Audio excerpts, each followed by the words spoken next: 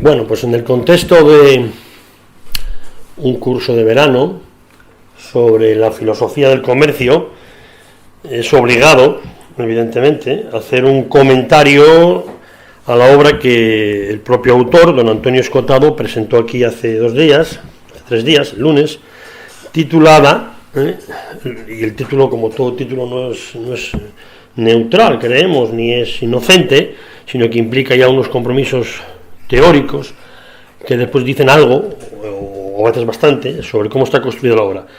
La obra se titula Los enemigos del comercio, una historia moral de la propiedad.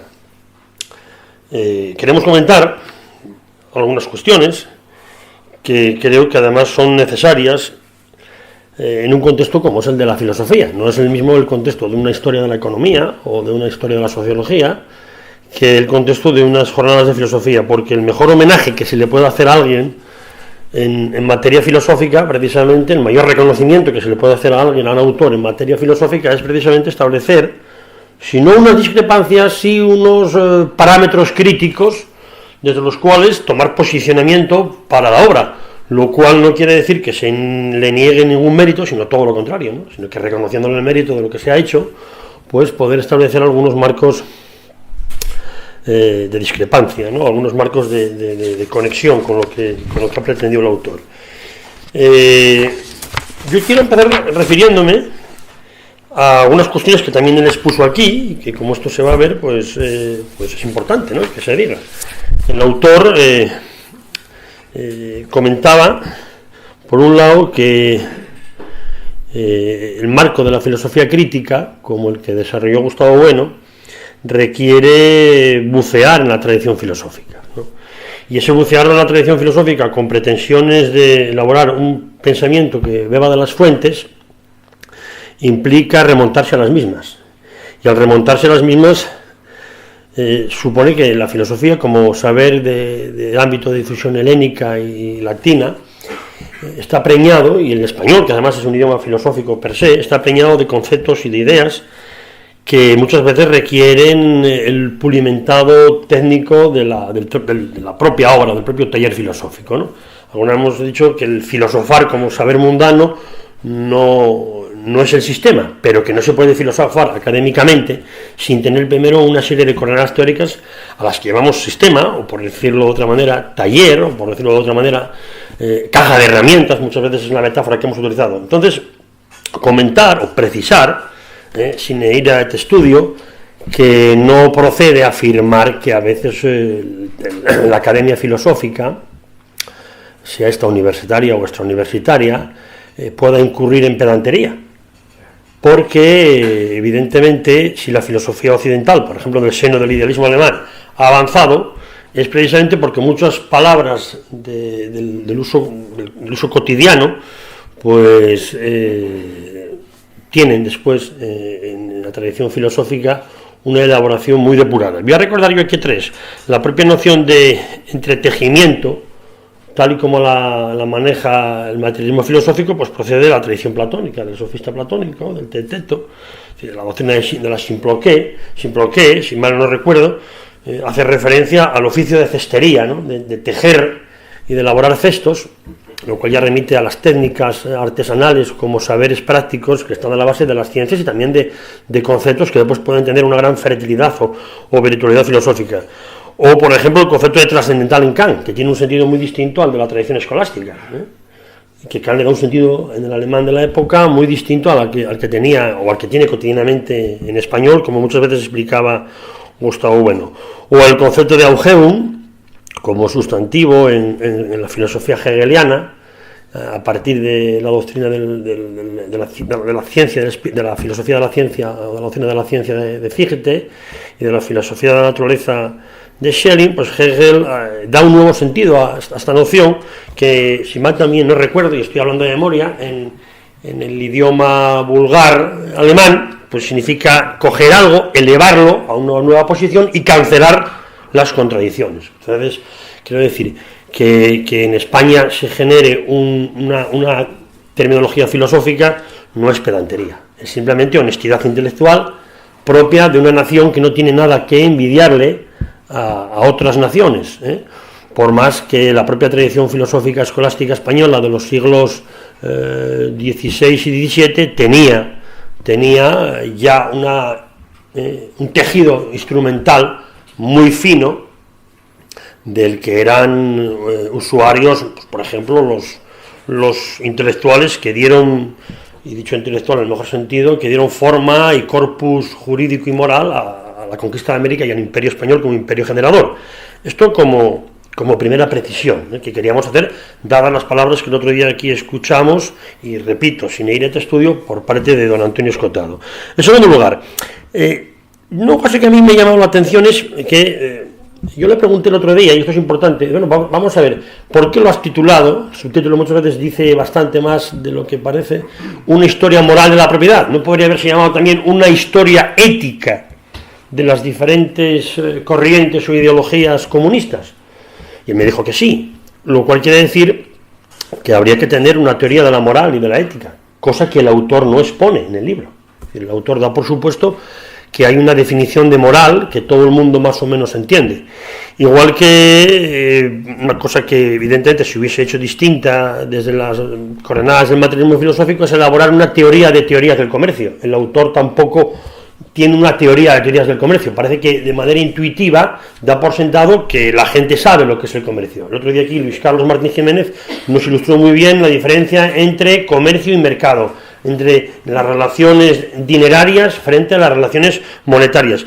Y otra cuestión que para mí es importante, sin quitar, insisto, ningún mérito a esta obra, es que esta obra, evidentemente, como heredera que es, yo creo que más de lo, bueno, yo creo que lo confiesa, del pensamiento hegeliano, en muchos aspectos, por lo menos desde el punto de vista de la construcción, porque después yo creo que escora hacia el eticismo, es que es una teoría del comercio occidental.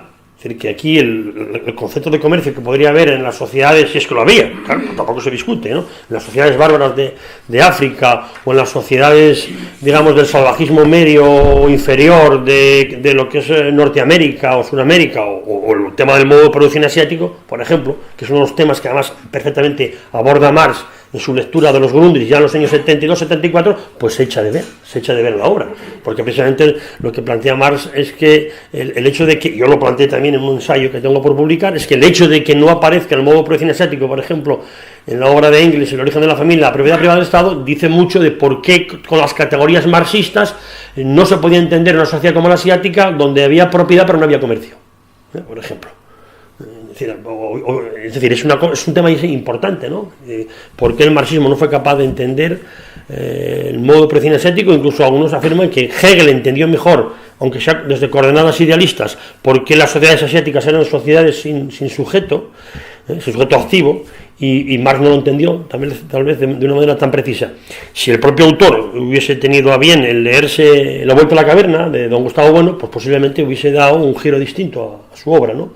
Por no citar, pues que para hablar precisamente de esa evolución de las ideologías comunistas, tomando como primer analogado el levionismo bíblico, donde ya se dice que los ricos nunca entrarán en el reino de los cielos, o que engordarán para el día de la matanza, esta ideología bionita que él va rastreando, digamos, al modo hegeliano, yo creo, porque va viendo sus invariantes a lo largo de la historia, pues también habría tomado un cariz distinto si hubiera utilizado la plataforma terciogenérica propia del materialismo filosófico. La medida que el materialismo filosófico es un materialismo histórico ampliado, que implica el reconocimiento del eje circular, del eje radial, pero sobre todo del eje angular, de la capa cortical en el ámbito del cuerpo de las sociedades políticas y del papel que juega la etología a la hora de reconstruir toda la relación con los entes luminosos a lo largo de la propia historia de las religiones, que de alguna manera él tiene que abordar, porque evidentemente aquí Escotado pues establece a veces simploques difusas, pues claro, la idea de comercio está muy relacionada con la idea de propiedad, pero tampoco se desarrolla una teoría de la propiedad, o está sobre todo a partir del siglo XVIII, muy relacionada con la idea de progreso, una idea muy nebulosa, que está pues en Rousseau, sobre todo en el bosquejo que hace Condorcet, si mal no recuerdo, en 1790-92, que después que influye después, por ejemplo, más que en Saint-Simon, influye en Engels, por ejemplo, que lo que hace es reutilizar a Morgan en términos rusonianos y condorsetianos, es decir, Morgan, que es un individuo del espectro protestante americano, uno de los fundadores de la antropología cultural evolucionista, pues se marida con ese esquema hegeliano y evidentemente yo reconozco que, claro, Escotado no lo puede decir todo, es decir, esto no le quita mérito a la obra, pero creo que hubiese sido más oportuno presentarla no como una historia de la propiedad, sino como una historia de las ideologías comunistas, y lo cual tendría que haber llevado a plantear pues, cuestiones más importantes como es el concepto de individuo y el concepto de alma, cómo se modulan por un lado en la tradición católica y cómo se modulan en la tradición protestante, porque los comunismos, por ejemplo, evangélicos que hay en Norteamérica, en ese gran despertar pues a principios del siglo XIX, por ejemplo, pues tienen muy poco que ver con los comunismos de tradición católica. Entonces, evidentemente, la palabra comunismo no es unívoca, como no lo es tampoco la palabra comercio. En todo caso, entendemos que la obra es muy meritoria, y de hecho, yo creo que lo más importante son las críticas que le ha hecho el señor Jesús Maestro, que no tienen nada que ver con las entrevistas hagiográficas, podríamos decir, del señor Pablo Iglesias en La Tuerca o de Federico Jiménez de los Santos, que dicho sea, con todo respeto, parece que han querido llevar el asco a su sardina. Eso evidentemente no es filosofía, y ha dicho que el mejor homenaje que se le puede hacer a un filósofo, y Escotado lo es, pues es hacerle una lectura crítica, es decir, comparar cuáles son sus parámetros ontológicos, si los tiene, nosológicos, si los tiene, y epistemológicos, si los tiene, que los tiene, y si no parece que son evidentes, pues mostrárselos. Yo creo que eso Jesús Maestro lo hace muy bien, sobre todo en lo que pudiera parecer el arrimar el asco a la sardina a la tradición individualista protestante como fundamento del comercio. Precisamente el catolicismo tiene una concepción del comercio que pretende ser compatible con el mensaje evangélico, y yo solo estudié, y claro, él no lo podía abordar, pues por ejemplo, si comparamos el modelo de colonización, no de colonización, el modelo de evangelización y de colonización de lo que fue el imperio español y concretamente de los jesuitas, tanto en Norteamérica como en Uruguay, y lo comparamos con lo que fueron los intentos de los imperios depredadores por saquear a las culturas indígenas, eso con independencia de que se las admirase a través del mito oscurantista del buen salvaje. Todo el buen salvaje está presente ya en los holandeses y sobre todo en los franceses del Alto Quebec, lo cual no les quita ningún tipo de a esa razón de Estado, por decirlo con Hegel, a sus arcana imperi, para drogarlos con alcohol barato y saquearles las pieles o cambiarle pues que es un montón de pieles por la longitud del cañón del arcabuz para así poder engañarlos a través de técnicas de trueque que eran muy de grueso bulto. Además esto lo reconocía el propio Bernardo de Galvez cuando decía que el Imperio Español, precisamente dada su integridad moral, que está ya en las proclamaciones de Isabel de Castilla, no podía competir con la marrullería, vamos a decirlo coloquialmente, del Imperio inglés, que vendía armas a los indígenas, no las vendía, las cambiaba por pieles o por caballos que evidentemente tenían que encargarse de robar de territorios españoles, de territorio de Nuevo México. Entonces yo creo que la obra de Escotado es muy meritoria, pero tiene elementos parciales, como es un elemento parcial el presuponer que se puede tener una doctrina inocente de la verdad, es decir, la verdad como aletheia es propia del pensamiento mítico. El propio Platón la reconoce la reconoce como heredera de Parménides. Yo ahora lo recuerdo en el Banquete. En el Banquete sí aparece esa verdad como aletheia, es decir, cada actante social de esa polis, de esa comunidad política que es Atenas, tiene su manera de crear su logos, pero precisamente la filosofía lo que te muestra son las insuficiencias de esos desvelamientos, que nunca son inocentes, porque uno no piensa igual si piensa como sofista, si piensa como comediógrafo, si piensa como médico, o si piensa como el joven Agatón, es decir, como un joven aprendiz de comediógrafo, pues troquelado por los sofistas. Entonces, la verdad no es aletheia, sobre todo en una ciencia como la historia, porque evidentemente aquí este Escotado está haciendo historia.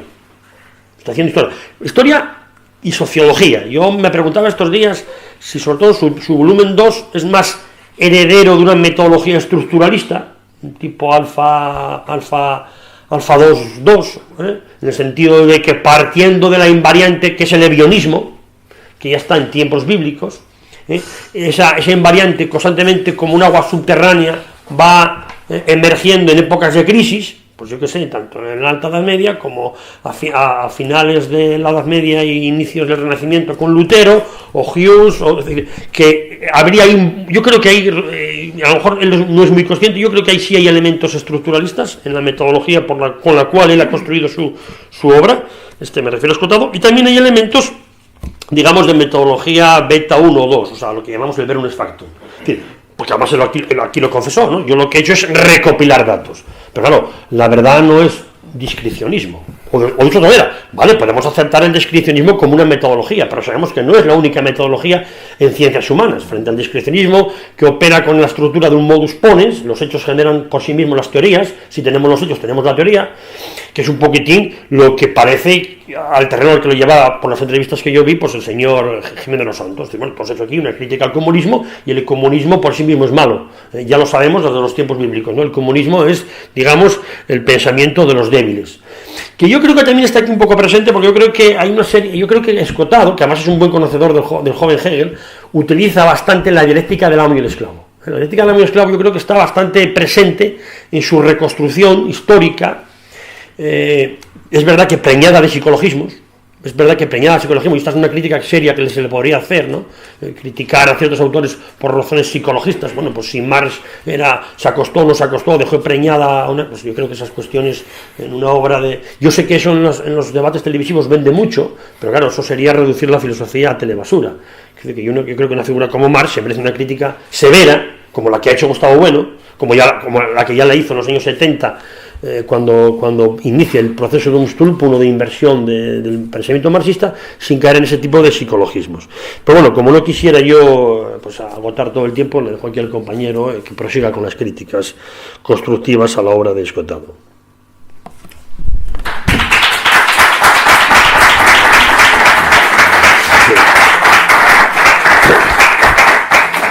Bueno, pues muchas gracias a las instituciones que han hecho posible que esté aquí hablando con vosotros. No es compañero, es camarada, ¿eh? Compañero es socialdemócrata. Bueno.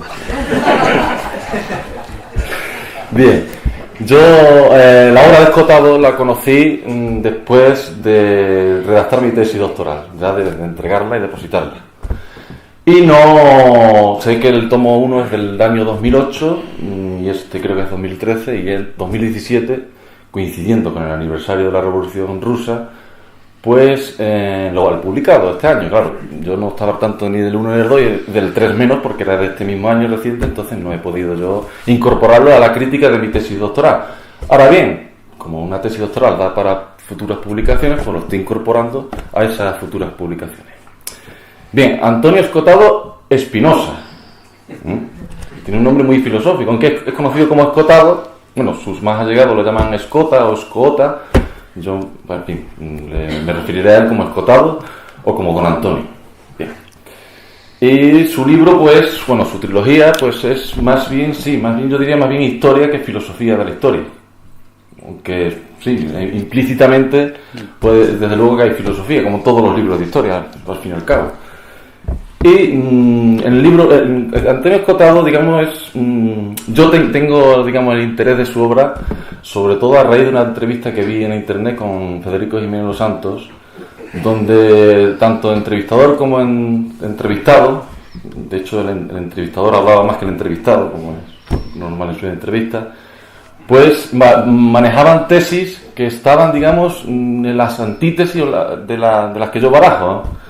Entonces, y me escandalizó, o sea, que yo pensé en el libro dará más de sí, pero la entrevista para mí pareció brutal, me pareció leyenda negra renegrida, o sea, una cosa, en fin, y hasta el punto que bueno, pues, entonces tengo que incorporarlo porque esto hay que responderlo, porque en Escotado, digamos, está en la línea de lo que en el materialismo filosófico llamamos metodología negrolegendaria, que como ustedes saben, pues consiste en exagerar lo que interesa, y lo que no interesa se omite. Y él sigue, pues, digamos, estamos en la línea, pues, de autores como Robert Conques, Robert Servire, Simón Semás Montefiore, Donald Reifel, Isaac Deuters, Jacques-Jean Barry, David Priesland, Moses Levin, Orlando Figes, Álvaro Lozano, Robert Butler, o por ejemplo los autores del libro Negro del Comunismo como Esteban Courtois o Nicolas Berg, que digamos que es una tradición de historiadores más bien anglosajones, incluso más anglosajones que norteamericanos. que son, digamos, propaganda contra la Unión Soviética, ya sea en medias res, es decir, cuando existía la propia Unión Soviética, o en retrospectiva. Bien, y Escotado, digamos, es un hombre, pues yo diría que exagera en algunas cuestiones, algunos datos. Por ejemplo, yo, aunque me voy a centrar más en el libro 3, en el libro 1, pues yo creo que habla mucho del cristianismo. Bueno, yo he estudiado el cristianismo, en fin, como se tiene que estudiar, y coges a cualquier especialista, y yo creo que Escotado debería leer a esos especialistas porque hay unos datos. Por ejemplo, Herodes el Grande. Bueno está, como diría Jesús Maestro, me voy a dirigir a ti, a ustedes, don Antonio. Bueno está que te metas con Lenin y con Stalin. Ya estoy acostumbrado. Pero que te metas con Herodes el Grande, no. ¿Por qué? Porque dice que Herodes el Grande se cree, o se lo cree, o al menos no lo desmiente, y el libro lo da a entender, que es lo de la matanza de los inocentes. Pues Herodes el Grande se comía a los niños crudos. Y eso es una patraña, es una leyenda negra cristiana. O por ejemplo, otro dato, por ejemplo, se cree con Lucas, se cree, o sigue a Lucas, en que Jesús y Juan el Bautista eran primos, y que se llevaban 6 meses, según dice Lucas. No, posiblemente Juan el Bautista fuese 20 o 30, 40 años mayor que Jesús y era su maestro. Eso lo estudió muy bien, por ejemplo, Antonio Piñero, también Puente Ojea, y muchos historiadores. O por ejemplo, cosas así como se cree que el segundo autor, el autor de la segunda epístola a los tesalonicenses es la primera, cuando dice todo lo contrario. En fin, que son cuestiones eruditas, pero de hilar muy fino, de detalles que quizás parezcan nimios, pero que son muy, muy importantes. Entonces ahí yo creo que peca un poco de diletantismo. Y ya digo, que consultando la obra de cualquier autor, digamos, más o menos especialista en esas cuestiones, pues se ve que lo que dice Escotado, que habla, digamos, de oídas. O a lo mejor el hombre... En fin. Bueno, yo... ya vimos aquí una polémica el otro día, un pequeño rifirrafe que tenemos aquí de 3 minutos o menos, y porque Escotado tiene una tesis muy original, que yo no la he leído en ningún autor, por negro legendario que sea. Y en la página 111 empieza a hablar ya de estadísticas y de muertos y de estas cuestiones. Es una cuestión embrollada totalmente, es un embrollo total. Y es todo muy confuso, y todo, claro, todo huele a propaganda y a mala fe. No lo digo por parte de Escotado, sino por toda esta serie de autores. O de mala fe, en fin, o ingenuidad, que es peor todavía. Porque si es propaganda y se constituye, por ejemplo, lo de Robert Conquest en plena Guerra Fría, incluso me parece brillante. Pero ya en retrospectiva me parece un poco, no sé si ingenuidad o sigue siendo propaganda, pero en fin. Dice, por ejemplo, que desde 1920, o desde el final de la Guerra Civil, la Guerra Civil rusa, que va de 1918 a 1920, a 1926, la población rusa pasa de 170 millones a 131 millones. Bueno, 131.304.931, o sea, el número exacto.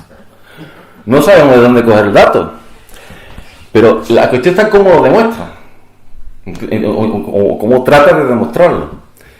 Digamos que es a través de una filtración, en una nota, lo dice en una nota a pie de página, en la página 111, y dice, en una filtración de un periódico británico Times, no confundir con el de Estados Unidos o con la revista Times, sino el periódico británico Times, del día 21 de noviembre de 1927, que se filtró, digamos, de archivos del régimen al periódico, en 1927. Claro, ¿qué pasa? Bueno, lo dice así en su nota a pie de página, para que se vea. Dice, archivado como material secreto por el propio régimen, una filtración permitirá al Times, 21 de noviembre de 1927, publicar sus datos. O sea, no serían tan secretos si se filtran a Inglaterra o al Imperio Británico, con el cual en 1927 Rusia, o la Unión Soviética, mejor dicho, rompió relaciones diplomáticas. Con Ramsay MacDonald pues hubo una especie de acercamiento, pero en 1927 hubo una ruptura. Después, en el año 28, intentaron crear el pacto Bryan-Kellogg, y que aquello era una pantomima, como se reía Stalin de aquello. Y también esto dice el dato de la filtración, la supuesta filtración de los archivos del régimen al Times, pero ¿de dónde sale eso? Porque Escotado no dice cómo, ni siquiera cita al Times, o ya que consulta tanto internet, pues podría haber dicho, en esta página se ve el periódico Times, como con la fecha de 21 de noviembre de 1927, pues se filtraron esos datos, pero eso ni siquiera aparece. Después, sí, él cita una página que se llama Tacitus.news, pero él dice que Tacitus.news, bueno, pues es más generoso. Es una página web, yo no la conocía de nada, una página así de atlas y de pirámides de población, en fin. Y dice que, claro, usted dice que en 1926 en el censo era el escotado dice que en el censo de 1926 la población de Rusia era de 146 millones. Ahora te vas a la página y no son 146 millones, son 147. Bueno, no más. Poco a poco vamos regateando. Y, claro, en 1917 la reacción es así. Según Tacitus.news, en 1917, en el año de la Revolución, el censo era de 184,6 millones de habitantes. Y bajaría en el censo que se hizo en 1926 a 147 millones de habitantes. Es decir, 37,6 millones de habitantes menos. Y es aquí que ha escotado, que consulta mucho la Wikipedia, pero sobre todo la Wikipedia anglosajona. Y estamos con ese ambiente negro legendario de los historiadores anglosajones, o de la concepción que tienen los anglosajones, ya, sí, sobre todo británicos, aunque también por supuesto americanos, contra la Unión Soviética.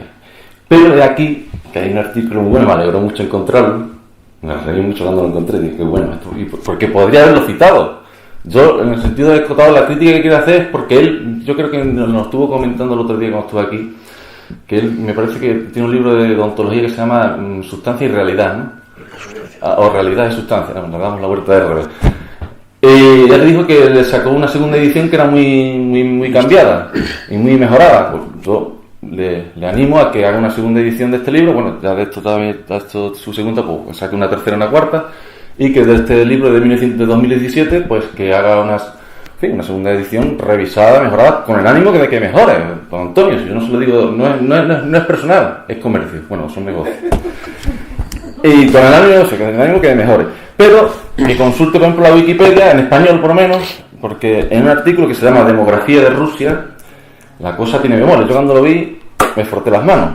Incluso más creo más la de Tacitus.news por una cuestión que voy a decir después ahora, que es la de Wikipedia. Porque esta Wikipedia dice que en 1917 el censo era de 132 millones de habitantes. Y en 1926, 148 millones. Y digo, caramba, pues son 16 millones más. Y digo, qué bien, pues bueno, pues nada. Y él cita a Wikipedia, pero en inglés, un artículo que se llama Demography of Russia. Pero no has mirado, don Antonio, el de demografía de Rusia en español. Que, en fin, lo podía por lo menos contrastarlo, por eso consiste también en la cuestión de investigar, contrastar unos datos frente a otros. Pero se restringe su investigación, por lo visto, más bien a fuentes británicas o estadounidenses. Pero es aquí que la cuestión del censo, pues son dos magnitudes diferentes, el de 1917 y el de 1926. Y la cuestión de que se haya perdido la población por aproximadamente de 37 millones, de 30 millones, en fin, 40, la cifra aquí pues puede oscilar mucho, pues no es una cuestión, digamos, del desastre de la gestión, ¿no?, en la capa conjuntiva del gobierno bolchevique o más bien una cuestión más bien cortical, de la capa cortical, y bueno, y por supuesto de la capa basal, porque claro, Rusia, digamos, perdió con el Tratado de Brest-Litovsk el 3 de marzo de 1918, pues perdió, fíjense ustedes, el 34% de su población, es decir, 56 millones de personas, más 32% de las tierras de cultivo. Eso, claro, eso engendra mucho hambre. Como por ejemplo también 54% de las empresas industriales, el 73% de la producción mineral de hierro y el 89% de las minas de carbón. Claro, es normal que con todas estas pérdidas pues, hubiese hambruna, y es más con la guerra civil. En la página 121, de ese tomo 3 que estamos comentando, afirma que desde el principio de 1920 en Rusia mueren al día 10.000 personas. Y da la sensación, aunque no lo dice, pero da la sensación de que ese es el momento del apogeo. Llegar a 10.000 personas al día, claro, una barbaridad. Pero no nos saben las cuentas, porque 10.000 por 365 son 3.650.000, que morirían en un año. Pero para que llegue eso a 30 millones, como él afirma, pues pasarían por lo menos 8 o 9 años. Y él estima esa cifra entre 1918 y 1921 en una población, o sea, que mueren de hambre y de frío, pues 30 millones de personas. Él lo dice eso en la página 121. Pero, en la página 190 empieza la rebaja. Hombre, no lo voy a poner aquí, no creo que la cámara lo enfoque, pero la página 190 es muy bueno, pongo de aquí, porque durante esos primeros 3 años sucumbieron de hambre, dice escotado literalmente, durante esos 3 millones de años, o sea, durante esos primeros 3 años sucumbieron de hambre y frío 20 o 30 millones. Ahora puede que sean 20. Ya sea, poco, bueno, se va moderando por lo menos, va reculando de alguna manera. De hecho, el otro día se lo dije aquí y dice que no se acordaba. Míralo, Antonio, o con Antonio. Página 190. Para la segunda edición de este libro, lo podrías matizar también. Y en una entrevista que hay en YouTube, que tiene un título sensacionalista tremendo, dice el odio de Karl Marx por dejar morir a sus 3 hijos. Te pones en YouTube eso y aparece una entrevista de escotado de 7 minutos, yo creo que un corte para ir de alguna entrevista más, pues no sé si el enlace más largo estará por ahí en internet. Y dice respecto a estos 30 millones de muertos entre 1918 y 1921, dice, ¿a que no se lo han enseñado en los colegios? No, claro que no, es que eso lo dices tú, Antonio. En el colegio no, en la vida. Bueno, no, lo dices tú. Yo se lo enseñaré y le daré la base para poder tener esa certeza. Pero es que, vamos a ver, con los datos que ofrece en el libro, no lo puedes saber. Nadie es tan brillante. No lo puedes saber en la vida, con la poca documentación que aporta en el libro. Y encima, como hemos visto en las páginas de Tacitus.nu o de Wikipedia, que hay fuentes que, digamos, que no corroboran esa hipótesis. Y claro, pues como no lo demuestra, como no tiene los datos suficientes para demostrarlo, aunque fuese verdad tampoco valdría nada, porque como decía el Teto Platón, una verdad no vale nada si no va vinculada a su fundamento. Y si no lo demuestra, pues aunque sea verdad, si es verdad, es suerte. Quiere decir, que es un cálculo ahí que le ha saltado al azar, que le ha saltado de suerte. Entonces no puede ser, nadie es tan brillante, tengo esos datos. El libro negro de la humanidad, que os he hablado algunas veces, y Cotado cita necromatrix.com, una página web de Matthew Weiss, un hombre necrometrista y cuantificador de baños de sangre, que se dedica a todas las tragedias y todas las catástrofes de la historia de la humanidad. No sé, se dedica por ejemplo a la Inquisición, porque eso es calderilla, eso no lo incorpora. A la Inquisición española quiero referirme. Y el libro negro de la humanidad lo deja en 5 millones de... Bueno, la guerra civil tuvo 9 millones de muertos, y lo deja a los muertos de hambre los deja en 5 millones. Yo creo que Escotado casi lo aceptó el otro día. Y claro, como pues esos 30 millones de muertos de frío y de hambre, pues eso es una patraña, pues no lo podemos tomar cachondeo. Y pues decir que ya se murieron de frío y hambre, si hubiesen comido, si hubiesen arropado, no se hubiesen matado. En fin. Para Escotado, lo que pasó en Rusia no ha pasado en ningún otro país. Dice, haber perdido una cuarta parte de su población en menos de un lustro. Claro, pero es que en Rusia, como hemos dicho, perdió el 34% de su territorio, el 56% de la población. Es verdad que el Tratado de Brest-Litov quedó abolido en noviembre cuando Alemania perdió la guerra, pero aún así ni se recuperaron los estados bálticos, los países bálticos, como que ya decían ser estados, ni Finlandia ni Polonia, que perdieron la guerra civil contra Pilsudski en 1920, como fue bien conocido, y recuperaron Ucrania, o parte de no toda, sobre todo la parte oriental, pues la fueron incorporando a lo que ya venía siendo, o vino a ser en 1922, la Unión de Repúblicas Socialistas Soviéticas. Pero las causas del hambre, que la hubo, evidentemente, vamos a darlo en 5 millones, aunque yo creo que si estuviese aquí Matthew Weiss, yo también se lo regalaría los 5 millones. Entonces, porque el presidente es menos. Entonces, el error según Escotado, en las causas, dice, el error de cálculo aparejado al sistema de requisa, que impidió el desarrollo de fuerzas productivas. Es decir, comunismo de guerra. Porque después Escotado sostendrá que cuando se incorporó a la ANEP, pues la inanición pues se paró, y entonces ya pues, el país, digamos, empezó a comer, a pasar menos hambre. Pero la cuestión es que Escotado atribuye la culpa exclusivamente a los bolcheviques, como si los ejércitos, digamos, franceses, ingleses, japoneses, los ejércitos blancos, los ejércitos negros, verdes, que estaban en aquel laberinto, no tuviesen nada que ver con el asunto. La culpa exclusivamente son de los bolcheviques.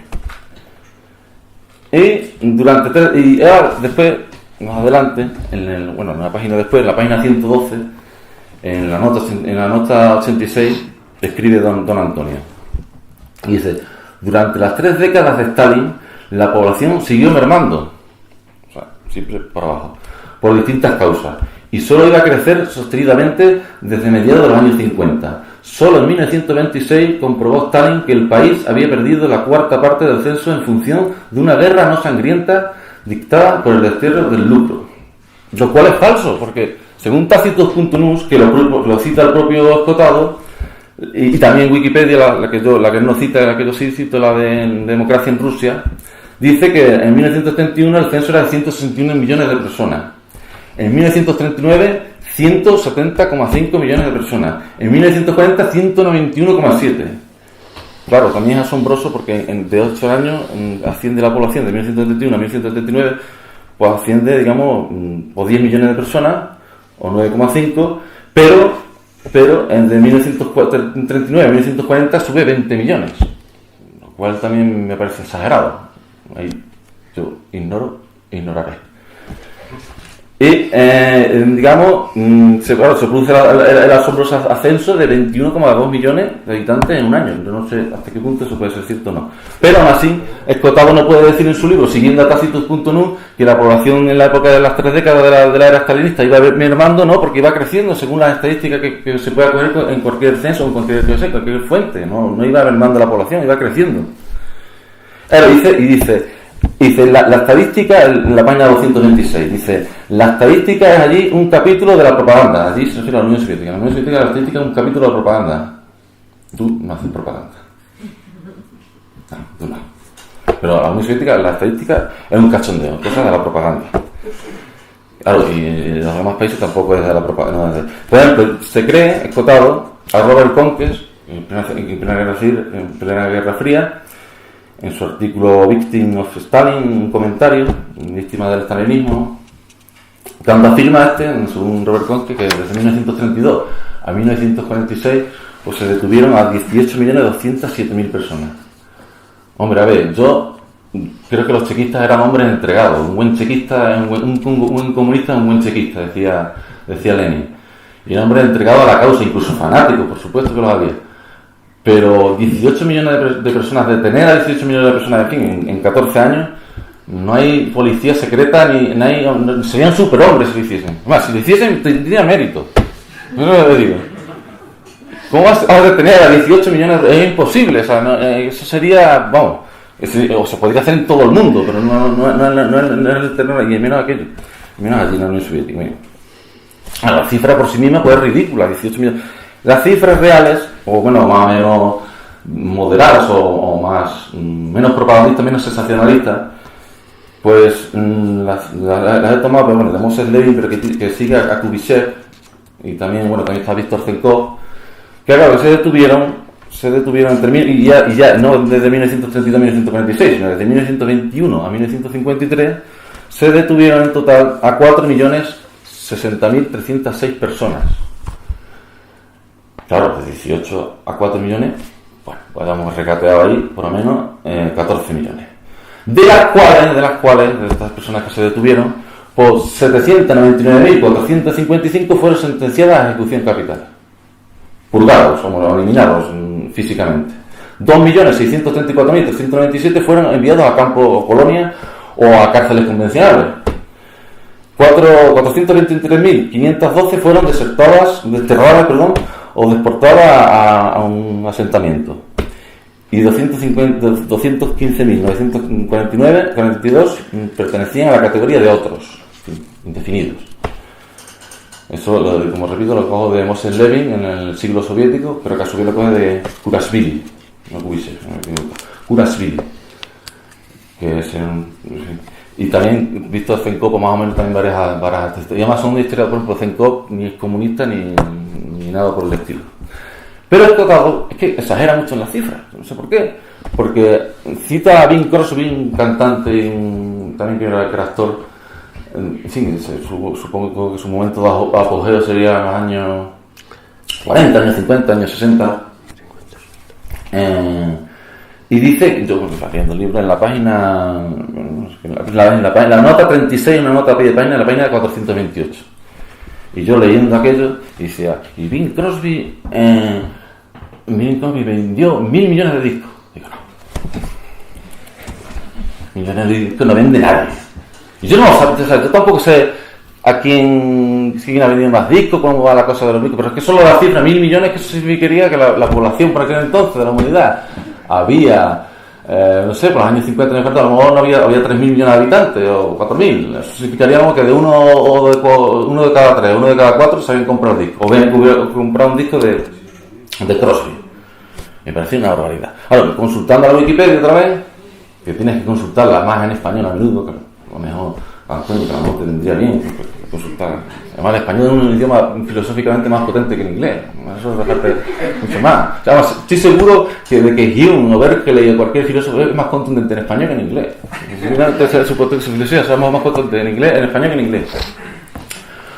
Pues consulté a Wikipedia un anexo de los discos más vendidos y eran, creo que los Beatles, lo decía, los Beatles con 600 y 500 millones de discos. Ahora, es verdad que Crosby vende 400 millones de discos. Ay, está muy bien, pero no 1.000. Que no 1.000 no me lo creo. Y decir 400, me parece también una burrada, pero no se lo voy a regatear tampoco eso. En fin, y tocado con esto de las víctimas, pues claro, confunde genocidio, o sea, el tema genocidio, bueno, para él la Unión Soviética es un híbrido de miseria y genocidio. Ya está, el mal absoluto. No cabía un malvado más, eran todos malos. Pero claro, no habla, por ejemplo, aquí la parte de la misión, por ejemplo, de que sí hubo un genocidio en Estados Unidos contra los pieles rojas o el linchamiento contra una parte de la población negra.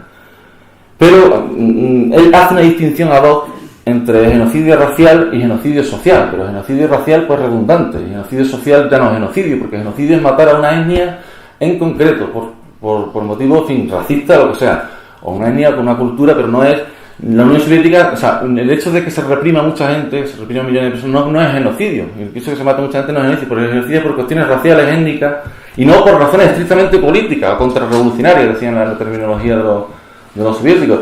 Por ejemplo, ahora veis escotado de la invasión de Georgia, por la que Lenin tachó a Stalin de chauvinista gran ruso, pero que Stalin tenía bastante razón de tomar Georgia, y dice que hay un genocidio contra los mencheviques georgianos. No, pero no por georgianos, sino por mencheviques o contra bolcheviques o contra revolucionarios.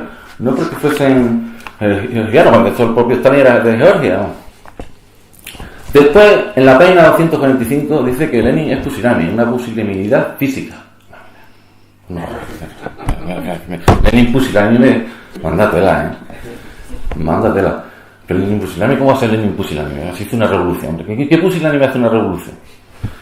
En fin, pero en la página 132 dice Stalin era una persona menos propensa a pecar de pusilanimidad, así como un trabajador incansable que no tardó en demostrarlo diseñando la Unión Soviética. Eso lo tienes que dejar en tu próxima edición porque eso está muy bien. Eso está bastante bien. Eso es impecable. Ahí un acierto total. Lo suscribo de arriba abajo. Es lo mejor del libro. Aquí está más atinado nuestro autor. Después llama a Stalin, por ejemplo, zar de zares. Bueno, muy ocurrente. O también llama una síntesis, lo cataloga como una síntesis entre Torquemada y Genghis Khan. Hombre, de Torquemada ya sabemos que es leyenda negra. Pero de Genghis Khan, por ejemplo, ayer lo estuve buscando en la Wikipedia y vi un dato que yo me quedé alucinado y yo no sé que la gente cómo se lo cree. Yo creo que vosotros no se lo vais a creer, pero decía la Wikipedia. 1.700.000 personas en una hora. Joder, si lo hace bien por Genghis Khan. si lo hace eso, matarse a 1.700.000 personas en una hora. Eso hace, yo que sé, que el holocausto, el gulado, todo lo que se quiera, pues sea pecata minutos. En una hora, 1.700.000 personas, eso, mira, que lo ponga la Wikipedia, porque eso, yo no me lo creo. Y seguro mucha gente se lo cree, pero yo creo que vosotros no se lo creéis. 1.700.000 personas en una hora, venga, entonces posiblemente también, bueno, está muy bien, eso es una síntesis entre Torquemada y Genghis Khan, la verdad que es ocurrente, ¿eh? Y, por ejemplo, está escotado, pues, digamos, cae en lo que llamamos lo que Leus Strauss llamaba la reductio ad Hitlerum. Y eso está constantemente en las páginas del tercer volumen de los enemigos del comercio. Habla, por ejemplo, en la página 369 del tándem Stalin-Hitler, en la página 267 de los hermanados por un espíritu democida, es una palabra que utiliza, democida, claro, del asesino de la democracia o del demos, y una palabra que utiliza Simón Semás Montefiore, que es un historiador judeo-británico, que os recomiendo mucho, el libro de Montefiore que se llama Llamadme Stalin, del joven Stalin. Claro, como eso es antes de toda la revolución, se para ya en la revolución de octubre, como es antes de ahí, pues habla de toda la trayectoria de Stalin anterior a la revolución. Y Montefiore será todo lo negro legendario que quiera, pero Stalin ahí queda como un ser superior. Es tremendo, el libro es muy bueno. Aunque Montefiore sea un historiador que demoniza a Stalin, que es la leyenda negra, sin embargo ahí no. Es bastante, digamos, objetivo, por decirlo así. Escotado interpreta también el nazismo, el nazismo como un bolchevismo, donde dice en la página 348-149 el bolchevismo, el nazismo como un bolchevismo donde la depuración social empieza procediendo con una depuración racial, rigurosamente fiel por lo demás a su esquema mesiánico totalitario. Pero en la página 342 matiza: aunque sus posturas no pueden ser formalmente más opuestas, ambos comulgan en el proyecto de un hombre nuevo. Y dice más adelante: la URSS es el más destacado socio comercial del Reich. Stalin admira en privado la determinación del Führer. Y 2 años después se firma el Tratado Nazi-Soviético de no agresión, cuyo objetivo inmediato es el reparto de otros países. Después habla de Stalin, de Hitler y Mussolini como una triada mesiánica. De comunismo, fascismo y nazismo son vistos como dictaduras mesiánicas. Y bolchevismo, nazismo y fascismo son estructuralmente idénticos. Ahora, ¿aquí qué pasa? Ya con esto ya voy concluyendo y ahora, si queremos, debatimos sobre el asunto. Que, claro, el pacto Ribbentrop-Molotov, don Antonio, no era por afinidad política. Bueno, incluso muchos historiadores, no lo dice don Antonio, eso sí que no, pero muchos historiadores dicen que Hitler y Stalin eran parecidos porque cuando chicos los padres les pegaban. Entonces eso ha marcado toda su vida y eso ha creado en ellos un odio tremendo que lo paga, claro, con todo el mundo. Pero, claro, el pacto Ribbentrop-Molotov del 23, de la madrugada del 23 al 24 de agosto de 1939, pues se hizo fundamentalmente porque en septiembre, la noche del 30 de septiembre de 1938, pues ya los aliados, fundamentalmente Francia y Gran Bretaña, pues estaban pactando con Hitler para atacar a la Unión Soviética. En principio la guerra iba a ser contra la URSS, pero el pacto Ribbentrop-Molotov fue una jugada genial. Porque fue, como decía la zar Kaganovic, en la vuelta al revés del Tratado de Brest-Litov. Todo lo que se perdió en el Brest-Litov, pues se pudo recuperar con el pacto de no agresión en hermanos soviéticos. ¿Qué pasó? El fallo está claro, y para ganar también tiempo y espacio. ¿Qué pasó? Pues que claro, que Alemania invadió Francia en 40 días. Una invasión espectacular. Sí, el nazismo se podrá decir lo que quiera, pero un fundamento de racionalidad tuvo que haber para dominar medio Europa y para conquistar Francia en 40 días. Eso fue una batalla impresionante. Y claro, era todo, pues, toda la trama del periodo de entreguerras, todas esas purgas que hubo, sobre todo también en el ejército contra Tukhachevsky, fue, digamos, reestructurar un ejército, digamos, de la Primera Guerra Mundial o de la Guerra Civil a prepararse de cara en la dialéctica de Estados en la Guerra Mundial. Claro, si Rusia no industrializa, no se colectiviza, no reestructura el ejército, pues hubiese sido, digamos, invadida o bien por Alemania o bien incluso por los aliados, porque, en fin. Y ya con esto, bueno, pues yo creo que no hay tiempo para más. Me gustaría haber estado mucho más tiempo, pero lo que he podido preparar, y muchas gracias.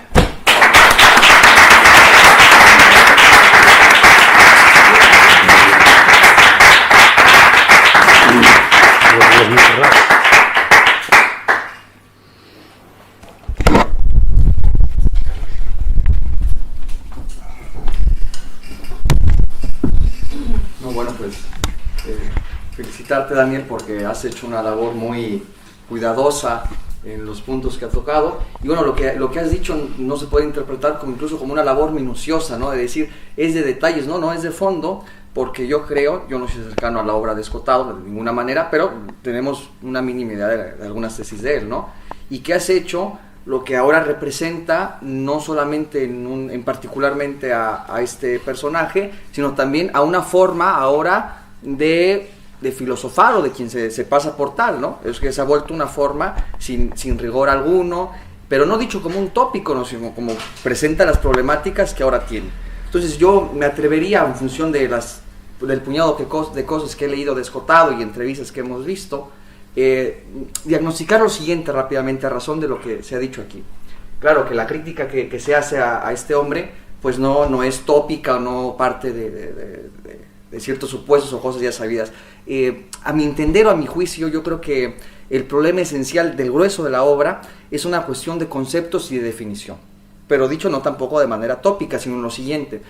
A lo largo de las entrevistas, de lo que he escuchado aquí, de lo que he leído, se maneja la idea de comercio, que en el fondo es la central en la obra, la maneja en campos de posiciones extremas. Es decir, quiero decir lo siguiente, en ideas límite, el comercio va ligado definitivamente a una especie de no intervención del Estado, es lo que viene a decir, en el ámbito de la economía política. Esa es la tesis, yo creo que es central. Claro, porque podría darse la crítica a dos niveles, ¿no? El primero, que es esto, ¿no? Con los detalles, con los apuntes, y la otra, digamos, a nivel global. Entonces, por ejemplo, yo me justificaría en lo siguiente. En un sitio le preguntan, sí, es una entrevista me parece, y también en una obra lo pone, sobre Hayek. Entonces esto es meridiano. Dice, oiga, ¿usted qué prefiere en esas cuestiones que preguntan los periodistas? ¿A Hayek o a Keynes? Y él contesta, bueno, a los dos, pero lo que pasa es que Hayek dice lo siguiente, Hayek avanza hacia el socialismo evolutivo, dice, porque, una locura, porque quiere, por un momento determinado, Hayek, la participación del Estado en momentos determinados y en cuestiones monetarias, en fin. Y claro, este aspecto de intervención del Estado económico en la economía, pues ya le parece a él no ya una forma de liberalismo puro y prístino, sino que ya avanza Hayek hacia el socialismo evolutivo. Entonces yo creo que esa es la tesis central que rondea todo el libro, a nivel global. Poner al comercio en un estado límite en donde el Estado no interviene de ninguna manera, en una especie de ideología de capitalismo puro, ideológicamente dicho, desde el punto, que eso es imposible, pero olvidando, no lo voy a repetir porque es de todo sabido, que, bueno, lo que se ha repetido aquí, que no hay economía en la que el Estado no intervenga. La diferencia es de grado, claro, porque el Estado siempre interviene de una manera o de otra. El problema es de grado, entonces se hace parte ahí de una visión sesgada. Y bueno, forma también, para abreviar, pero eso es importante.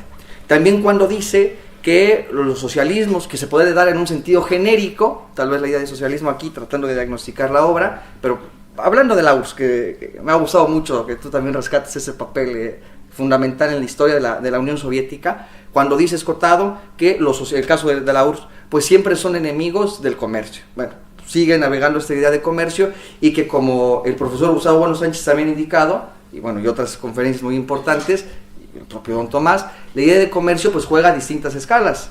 Otra de aquí, claro, cuando se habla, por ejemplo, de comercio epistolar, eso lo platicaba con el profesor Gustavo Bueno Sánchez, ¿no? Es decir, ahí la idea de comercio ya está operando a otro nivel, pero claro, aquí va en un sentido único, que es este en el que está jugando. Entonces dice que los países socialistas, hablando de la Unión Soviética, siempre son enemigos del comercio. Bueno, eso es un despropósito, porque al interior del Estado mismo, desde luego que hay comercio, como al exterior entre estados distintos, porque si no, no hay sociedad que no pudiese ser así, ¿no? Es decir, cae en un sesgo ideológico ahí terrible. Hombre, ¿y cómo podría decir eso? Que el socialismo, bueno, en el caso de las repúblicas socialistas, pues son enemigas del comercio. Entonces hay que recordarle la Comecom, por ejemplo, ¿no? O el mercado socialista. Bueno, y eso no se puede obviar, eso no es comercio. Entonces, ¿qué es? Bueno, y por último decir, ya para no hablar, no me quiero extender más, ni monopolizar aquí el micrófono, bueno, esto. Y que en el fondo, también en un intento de diagnóstico general, que luego la perspectiva global ayuda a organizar las ideas, pues que se mueve, aunque él diga que no, puede decir lo que él desee, pues en esa ideología liberal, ¿no? totalmente metafísica, confusa, errónea, falsa y absurda. Es una falsedad. Ese liberalismo miente. ¿En qué sentido? Por ejemplo, creer esto que el Estado no interviene en el comercio. Eso es falso. O sea, ya no es una discusión política en cuanto a un hecho teórico fundamental. Bueno, terminar diciendo esto, ¿no? Cuando él dice, insiste, él decía, nosotros los liberales, se enclasa en ese grupo, aunque diga que es sin clasificar, bueno, así dice textual, tenemos que avanzar, el liberalismo moderno, al que él se adhiere, avanza es el socialismo democrático. Bueno, y luego una dice que va a votar, que si hay algunos cambios, pues vota al PSOE. Bueno, eso es fantástico. Bueno, simplemente decir que este hombre se mueve en la ideología falsaria de ese liberalismo y, bueno, decir, con eso cierro, cuando habla de bendita pobreza, no ese tópico que refiere a de esas gentes de este liberalismo metafísico, de decir, claro, es que esas corrientes que propugnan la intervención del Estado, como si no se diera ya de facto, son los que hacen una apología de la pobreza, de los proletarios, lo que queremos es riqueza, son propietarios. Bueno, eso es totalmente una locura, es lo que decíamos. Pues muchas gracias, perdonen el tiempo. Sí, bastante de acuerdo con tu exposición. Claro, y él, en la sociedad Pellegrini, que fundó Hayek, pues reconoció lo que tú dices, arremetió contra el dogma liberal y que se puso a favor del socialismo democrático. O sea, pues no ha salido socialdemócrata. Entonces era peor, era que pasó el liberalismo. Y claro, claro, no puede existir un Estado sin comercio sin poder federativo en la capa cortical. Entonces los enemigos del comercio, ningún Estado puede ser enemigo del comercio, ya se dijo aquí antes.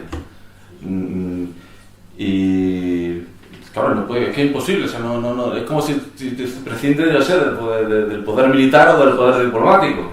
El enemigo del comercio puede ser enemigo del comercio a nivel individual, porque el individuo aparte, pero un Estado, o sea, el comunismo realmente existente como quinta generación de izquierda definida no puede ser enemigo del comercio. Tuvo que comerciar igual que hizo la guerra. Eso no se muere la sociedad. Eso no se muere de hambre la sociedad, exactamente. Bueno, lo que me gustaría es, en primer lugar, felicitaros porque habéis dado unas pinceladas muy, muy importantes para poder analizar desde el materialismo filosófico la importante obra de Antonio Escotado. Y el sentido de mi intervención es hacer un diagnóstico que, como si dijéramos, sistematice un poco las críticas que en 3 ocasiones, si no se me escapa ninguna, hemos realizado desde el materialismo filosófico a la obra de Escotado, que serían, en primer lugar, la que realiza Jesús Maestro en YouTube, en su vídeo, crítica al tomo 1 de los enemigos del comercio. En segundo lugar, la que se realizó el pasado lunes, después de la conferencia de Escotado, en el diálogo la dialéctica que tuvimos con él, y en tercer lugar, esta que estamos hoy aquí. Entonces voy a intentar hacer un sistematismo por el interés de que si el propio Antonio Escotado lo ve, pues pueda saber cuáles son los puntos a los que tiene que contestar. Hay una cuestión preambular que ha señalado muy bien Miguel Ángel, y es que la crítica la hacemos desde el materialismo filosófico, y él podría decir, bueno, ¿y a mí qué me importa el materialismo filosófico? Pero es que y esta es la clave de un error de su metodología, el pensar que puedes hacer una obra como esa sin tener unas premisas filosóficas.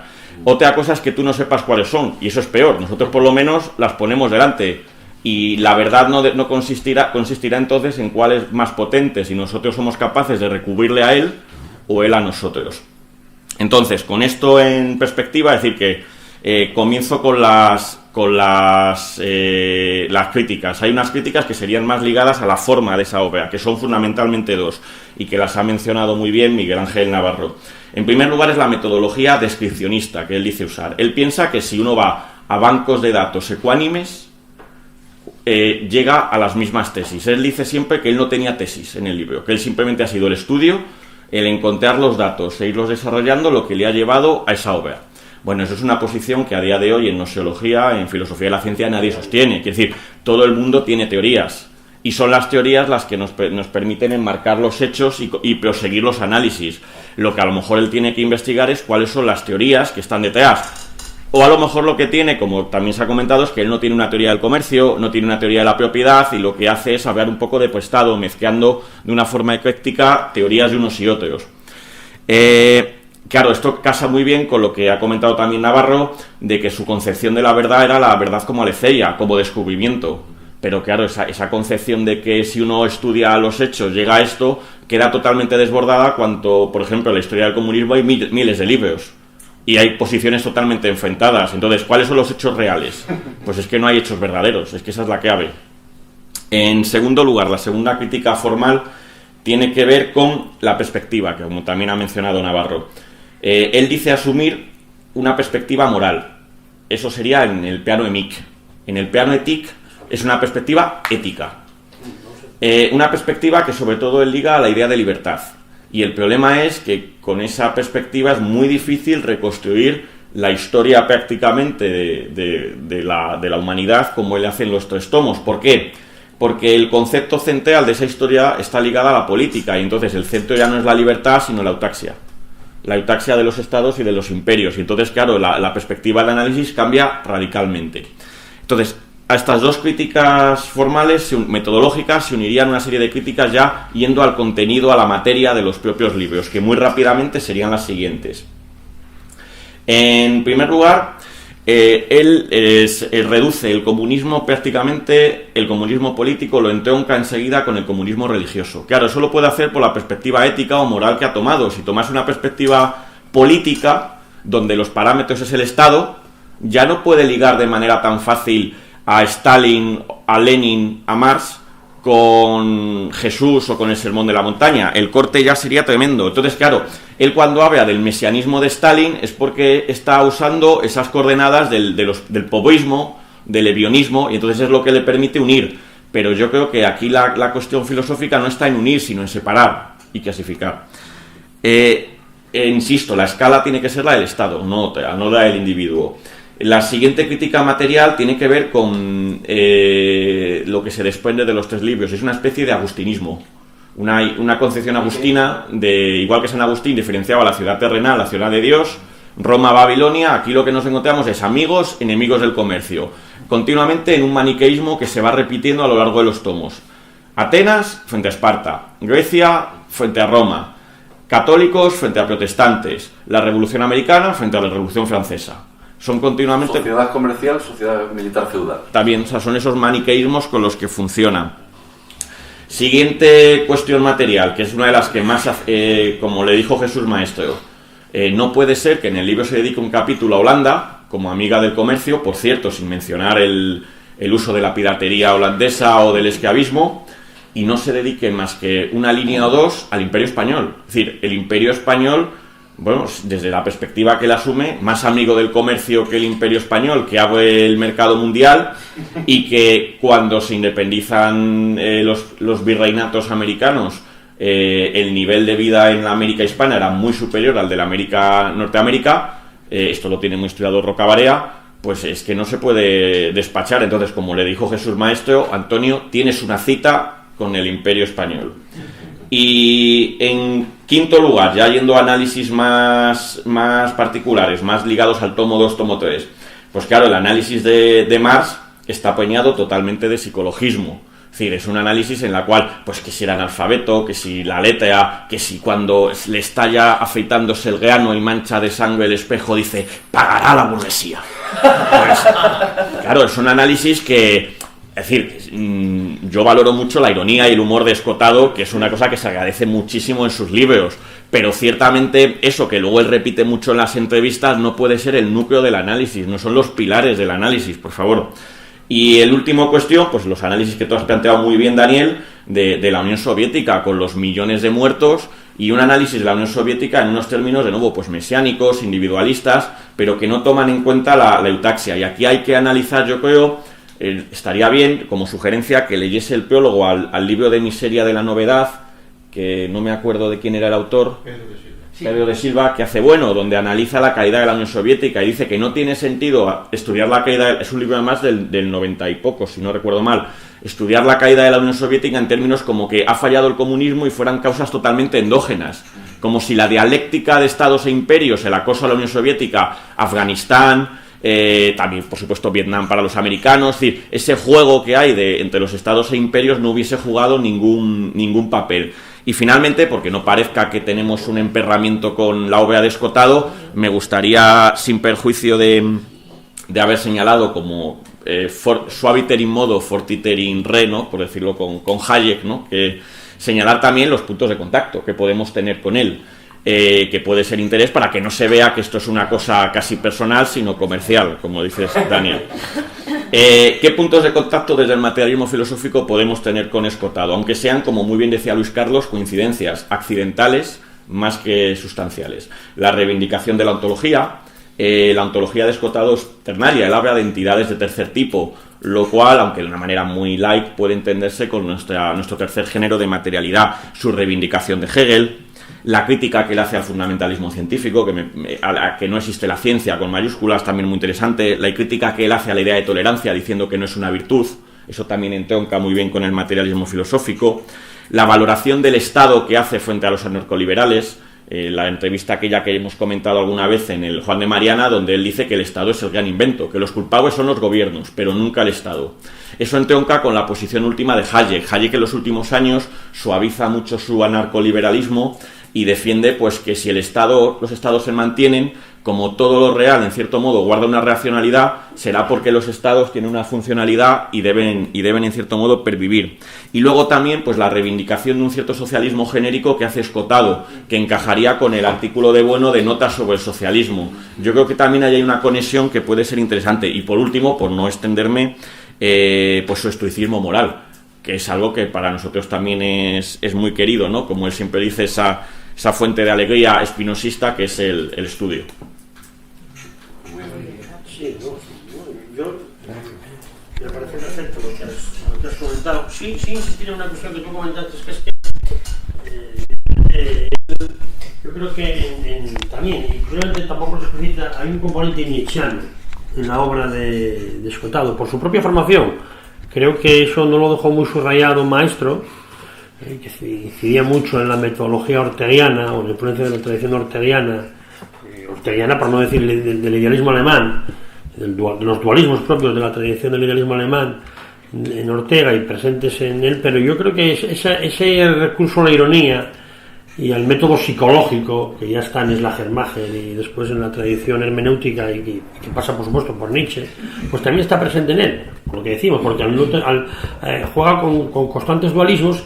Y sí, yo insistía en que pues parece que constantemente escoraba entre una metodología alfa 2 y beta 1, porque por un lado hay morfologías de tipo sociológico, donde los contextos sociológicos envolventes parece que dan textura a una obra que evidentemente es más de historia y de sociología que de filosofía, y por otro lado recurre a psicologismos siempre ligados a esa invariante, podría ser el componente estructuralista, que es el nevionismo, pero claro, evidentemente como el comunismo hay mucho, claro, habría que preguntarse, bueno, ¿es que hay un comunismo en versión protestante? Claro, si lo hay, si eso lo atraviesas por la capa cortical y no solamente por la dialéctica de clases, sino por la dialéctica de imperios, verás que evidentemente la proyección de las utopías comunistas de raigambre protestante en el Nuevo Mundo son muy distintas. Si el núcleo originario, como bien decimos, es protestante, y su manera de entender el comercio, o su manera de entender la integración o la pretendida integración de las sociedades del salvajismo medio superior, estoy pensando por ejemplo en el fracaso del doctor Marcus Whitman en Oregón en 1845, que claro, eran individuos pues imbuidos de un misticismo protestante, donde pensaban que había que recuperar al buen salvaje, pero a la vez había que pensar que esas tribus indígenas pues eran la 13ª tribu de Israel, que había quedado perdida tras la diáspora, tras la caída del templo de Jerusalén, que eso chocaba totalmente con todo el ortograma imperial español, donde hay presidios, hay misiones, donde hay un intento de sedentarizar a través de la agricultura de los indígenas. De hecho, evidentemente para ellos la perla envidiada era California. Evidentemente el intento era a ver cómo saqueamos California, porque por un lado en el ortograma imperial estadounidense tienes por un lado el individualismo a ultranza, donde aparentemente no hay capa cortical. La capa cortical, como muy bien decía John Ford, aparece siempre al final de la película, cuando se están matando entre ellos, mandamos allí al 7º de caballería como un deus ex machina para que acabe el oficio. Claro, acabar el oficio es exterminar a los indígenas. Entonces, claro, esto lo explica muy bien Howard Zinn en su obra La otra historia de América. Bueno, y eso se lo dijo muy bien este maestro. Cuidado con los amigos del comercio, porque si no especificas, tan malos son los unos como los otros. Es decir, si caemos en el eticismo, es el problema que tiene Escotado, que cae en el eticismo por un lado y después opera con una idea de libertad que no define. Yo creo que tú lo has indicado muy bien. Lo primero, porque si eres hegeliano tienes que entender que la libertad no está en los individuos, está en las estructuras, están las operaciones ontológicas, están en el mundo de M3, o sea, está en la dialéctica de estados. No están los individuos. Los individuos, por decirlo en medio spinosiano, tienen que aceptar la negatividad como privación. Y de hecho él cita también Spinoza en un momento dado, pero no lo incorpora. Precisamente por esa propensión a la ironía nietzscheana, ¿no? Decir, bueno, Marx era un tal, Lutero era un cual. Creo que eso además, en el momento en el que estamos, se presta mucho en España a que tanto tirios y troyanos, derecha indefinida e izquierda indefinida, por decir, las dos entrevistas que le hicieron, tanto que son muy dispares en ese sentido, pero que convergen en lo mismo. Es decir, Pablo Iglesias buscando, evidentemente, el elemento que a él le beneficiaba, por mucha caña que le diera Escotado con argumentos racionales, y por razones, evidentemente, diametralmente opuestas, haciendo lo mismo Federico Jiménez de los Santos. Es decir, que estas obras son para ser leídas y discutidas. El problema es que, como me temo, pues la gente no las leerá y posiblemente hable de oídas. Yo creo que lo que hizo y lo que estamos haciendo, creo que lo que hizo y lo que estamos haciendo aquí, y lo que hizo Diego Maestro, lo que estamos haciendo aquí nosotros, y los comentarios que tú has hecho ahora, son muy pertinentes porque son intrínsecamente filosóficos. Están hechos en una plataforma, lo cual implica la propia definición de filosofía. Filosofar siempre es tomar posiciones frente a otras posiciones desde unas carreras teóricas. Y evidentemente, Escotado, por ejemplo, no distingue entre libertad y libertad para, que es esencial. Ni la aplica, ni la coordina con la dialéctica de imperios. Es decir, claro, ¿tú puedes decir que el imperio católico es enemigo del comercio? No, al contrario, si precisamente el catolicismo, como muy bien demuestra, por ejemplo, Lino, cuando se refiere a ese intento de compatibilizar el catolicismo con un capitalismo a la española, sobre todo en la segunda mitad del franquismo, a partir de los planes de estabilización. Pero es que esa es una constante del imperio español. Y claro, eso brilla. ¿Pero por qué brilla? Por su ausencia. Y, por cierto, comentando, es que incluso esto aparece hasta en la mitología. Estoy comentando hoy estos días una película muy bonita, por cierto, una película holandesa, Van der Ruiten, que aparece, que es del año 2010, donde aparece, no, del año 2015, donde aparece toda la dialéctica entre los de Witt y los orangistas, y cómo se organiza la piratería precisamente frente a las pretensiones británicas en 1630, en la época en la que vivió Spinoza, precisamente en el Nuevo Mundo. Es decir, había dos ortogramas, que era el ortograma holandés y el ortograma británico, que con independencia de sus elementos de conexión, y precisamente porque conectaban, por lo que decía bueno de Francisco I, los dos querían lo mismo, los dos querían Manhattan. Y claro, allí ¿quién fue el que perdió? Entonces, hablar de la libertad cuando precisamente, es decir, esa negación de la alteridad, claro, porque Escotado tampoco tiene una teoría de la barbarie, tampoco incorpora la antropología cultural. Es decir, lo que hace es jugar con esas dualidades maniqueas y, por un lado, utilizar morfologías de tipo hegeliano incorporadas a la sociología y otras veces hacer guiños psicologistas de cuño nietzscheano, que evidentemente eso es posible. El lector, para un momento de realidad, los puede agradecer, pero eso no es explicitar una metodología. Y claro, la filosofía no es una mera adicción de datos. No es crear bancos de datos, que parece que es la única virtualidad que él le reconocía a Gustavo Bueno. No, para hacer una obra como esta tienes que explicitar una metodología. Yo creo que lo que estamos haciendo aquí, a beneficio de su propia obra, es qué metodología, consciente o inconscientemente, está operando en esta obra, que entendemos que no es una mera rapsodia. De hecho, que no es una mera rapsodia se ve en cómo quieren llevar el asco a su sardina quienes lo entrevistan. Entonces, creo que tus puntualizaciones son excelentes porque resumen, yo creo que tanto lo que hemos dicho el compañero y yo y lo que ya ha dicho Jesús. Camarada. En esto sería de acuerdo Escotado cuando le reprochaba a Pablo Iglesias que no entendía, precisamente por utilización de la palabra camarada, que comunistas y fascistas, o en el caso de España, porque evidentemente Pablo Iglesias lo quería llevar al tema de Falange, pues que era lo mismo, claro. Los dos utilizan la palabra camarada, por hacer una broma, ¿no? Reduce a Hitler. Ahondando lo que ha dicho Carlos, sí que puede haber una similitud entre esta idea general de comunismo que Escotado, expone desde los ebionitas y de los primeros cristianos hasta Hugo Chávez, casi que termina el libro, pues puede ponerse en correspondencia con lo que Bueno llama socialismo genérico. La diferencia yo diría que para Bueno también el capitalismo es socialismo genérico, porque el socialismo no se opone al capitalismo, ni siquiera al fascismo, el socialismo se opone al individualismo. Y respecto a otra cosa, y ahora os doy la palabra, respecto a lo que él lo dijo aquí el otro día, que Hegel no es idealista. Y bueno, a ver, Hegel evidentemente es el colmo del idealismo. Ahora bien, Hegel se puede interpretar o reinterpretar un Hegel materialista. Frente, por ejemplo, a Fichte, que Fichte en el destino del hombre pues dice que ahora el hombre para cumplir su destino pues no le basta con una vida, que tiene que tener varias vidas para conseguir su destino. Pero Hegel, por ejemplo, pues no cree en la inmortalidad del alma. Y, por ejemplo, no cree que un cuerpo, o sea, un viviente pueda ser posible sin cuerpo. Entonces ahí, en ese sentido, es un Hegel materialista. Ahora bien, si lo vamos a la filosofía de la historia, pues Hegel es el idealismo, la inversión ontológica refinada y la exposición, digamos, más detallada y más apabullante del idealismo. Sí, yo también quería matizar, que me ha llamado mucho la atención, cómo el volumen 1 es como la contrafigura de lo que va a ser el volumen 2 y 3, porque si nos fijamos en el antetítulo pone hasta Marx. Es decir, como si dijéramos, bueno, vamos a ver qué es lo que ha pasado en el mundo hasta un fulano que se llama Carlos Marx y qué es lo que ha pasado en el mundo hasta un fulano llamado todo lo que viene después. Evidentemente, la obra de Escotado tiene interés, y tú has hecho bien en ver qué elementos de conexión puede haber con el materialismo filosófico, porque evidentemente esta obra no va a ser recepcionada en España igual por un miembro, si es que queda uno, de la quinta generación de la izquierda, un, digamos, comunista de estricta tolerancia, a pesar de todas las contradicciones internas, que por alguien que milita en la izquierda divagante o extravagante. Claro, la izquierda divagante o extravagante también puede encontrar aquí guiños. Pongo un ejemplo. Él omite los Grundrisse, que son claves, porque los Grundrisse se sabe que los escribió Marx, no los escribió Engels.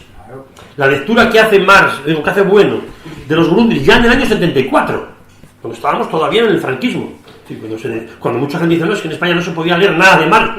Pues bueno, Aramberri, Albiac y Gustavo Bueno en el año 74 discutieron a Marx por arriba y por abajo. Claro, en un plano universitario. Evidentemente un minero de Unosa no estaba en el año 74 leyendo ni siquiera con trazo grueso, menos con lupa como lo leyó Bueno a Marx. Pero esto es muy importante porque él hace que unos guiños muy psicologistas a Engels. Y precisamente lo que más cita de Engels es el componente que después han aprovechado ciertos sectores feministas españoles. Engels es el primero que critica el patriarcado, cosa que es cierta, pero claro, como eso sacado de contexto lo puede interpretar en España la izquierda indefinida, yo lo que valoro es precisamente que él haya subrayado que lo importante de Marx y de Engels es el componente ontológico que está en Hegel, algo que no aparece para nada en el pensamiento de Pablo Iglesias o de Monedero, por ejemplo, o de los demás, digamos, albaceas testamentarios de la izquierda indefinida que tenemos en España. Y ahí sí que hay un elemento de conexión, que ya está en la interpretación que hace Bueno de los Grundrisse, porque el tema ontológico incluso afecta a la propia reinterpretación del comercio en las sociedades asiáticas. Cuando Bueno está hablando del mercado pletórico como una de las señas de identidad de la globalización actual, está incorporando a China, claro, que es algo que parece que a la izquierda indefinida en española pues no tienen en cuenta, cuando lo que están es reeditando todavía muchas veces en versión más divulgativa y televisiva el mito del comunismo primitivo. Y entonces esa importancia de la ontología, es verdad que Escotado dice que la ontología de Marx es ecléctica, es decir, eso no dice nada, porque si algo reconoce Marx son los elementos terciogenéricos. En el prólogo de la contribución de la crítica de economía política dice: los hombres entran en relaciones determinadas de tipo social independientes de su voluntad. Eso no se puede decir sin una lectura muy minuciosa de Hegel y de Spinoza, del tratado político de Spinoza y de Hegel y de los componentes spinosianos ontológicos, terciogenéricos que están en Hegel.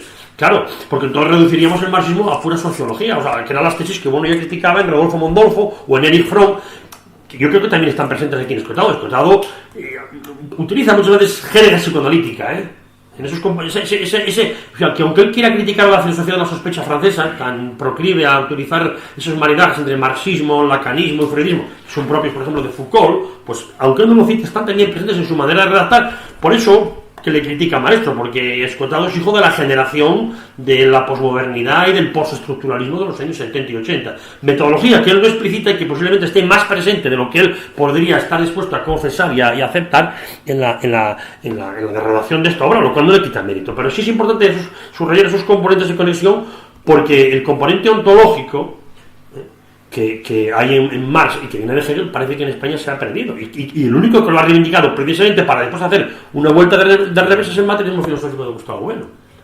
que tanta, por otro lado, tanta urticaria produce en muchos autores. Si el propio Escotado hubiese leído algunas obras más de Bueno y se las hubiese tomado en serio, tendría que haber redefinido, aun trabajando con los mismos materiales, tendría que haber redefinido algunos conceptos distintos, y el formato de su obra, con mantener muchas partes materiales igual, tendría que haber desarrollado partes formales distintas. Bueno, pero todavía está tiempo, puede hacer una segunda edición. Nosotros le invitamos a que revise su obra, si por el bien de su obra. Unos detalles respecto a una precisión, decía Escotado, lo dijo aquí el otro día, que es, bueno, en realidad la obra es más Engels que Marx. Sí, sí, sí. Pero solo hay que ver el tomo 1 y compararlo con el tomo 2 y el tomo 3 del Capital, donde el tomo 1 es un tomo que tiene unidad, incluso puede ser independiente de los otros dos, mucho mejor escrito, mucho más claro, y no del caos del segundo y del tercer tomo que el Engels, el hombre hizo lo que pudo a raíz de manuscritos de Marx. Entonces no se puede decir que Engels le escribió la obra Marx, que Engels era el negro de Marx. Es verdad que Engels era negro de Marx en cuestión de artículos para el New York Tribune, porque Engels sabía mejor inglés que Marx, y Marx estaba dedicado a cosas de economía política y que el hombre no tenía tiempo. Pero no se puede decir que era el negro de Marx. O sea, sobre todo las enciclopedias, los compromisos para el micro. Sí, claro, sí, ¿no? Bueno, nada, una puntualización, ¿no? Como hablaba de si era negro de Marx, etc. Sí que es cierto que Engels escribe bastantes artículos que firma con el nombre de Marx para una enciclopedia. Sí, sí. Porque estaba muy necesitado Marx de ingresos en ese momento y estaba trabajando en otras cosas. No tanto los artículos periodísticos, aunque también, sobre todo aquellos que tenían relación con temas de estrategia militar. Pero bueno, era una puntualización. Me disculpo por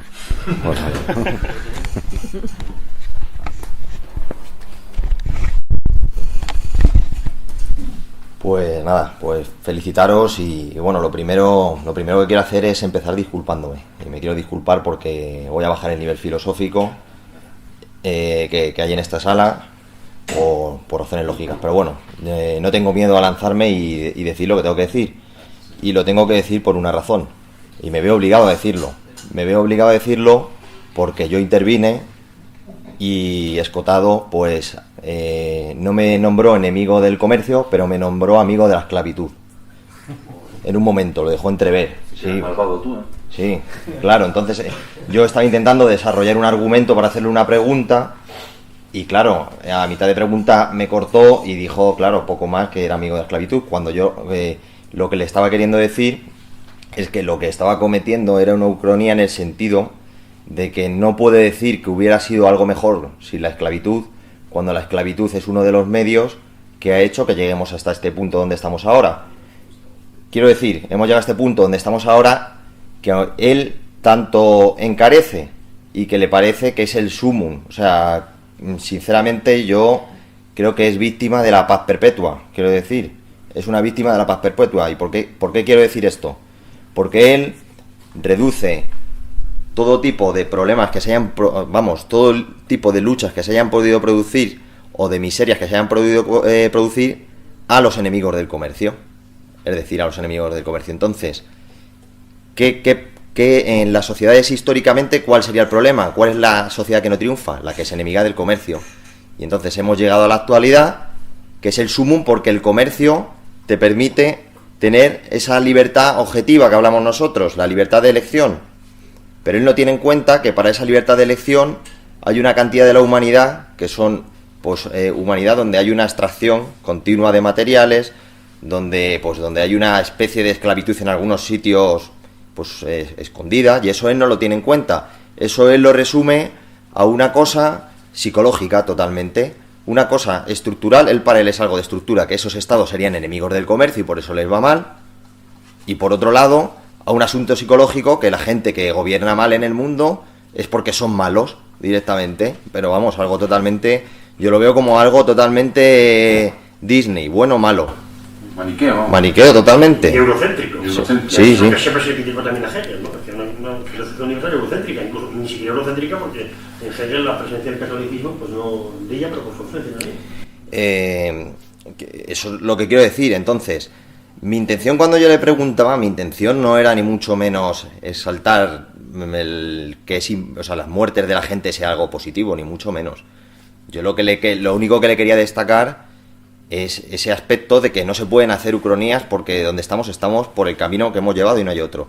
Y luego en otro aspecto, lo que le quise resaltar precisamente es que si hay capitalismo es precisamente porque ha habido una expansión gracias al Imperio Español que ha llegado a otros territorios y luego otras potencias han conseguido, han hecho lo propio de otra manera que no es la española. Entonces, él ante eso, ¿cuál es su postura? Bueno, como él es buen amigo del comercio, dice, pues yo no me voy a pronunciar nada más que diciendo que el Imperio Español fue el menos malo, pero tampoco lo voy a alabar, porque claro, está claro que los amigos estamos en España y su obra es en español.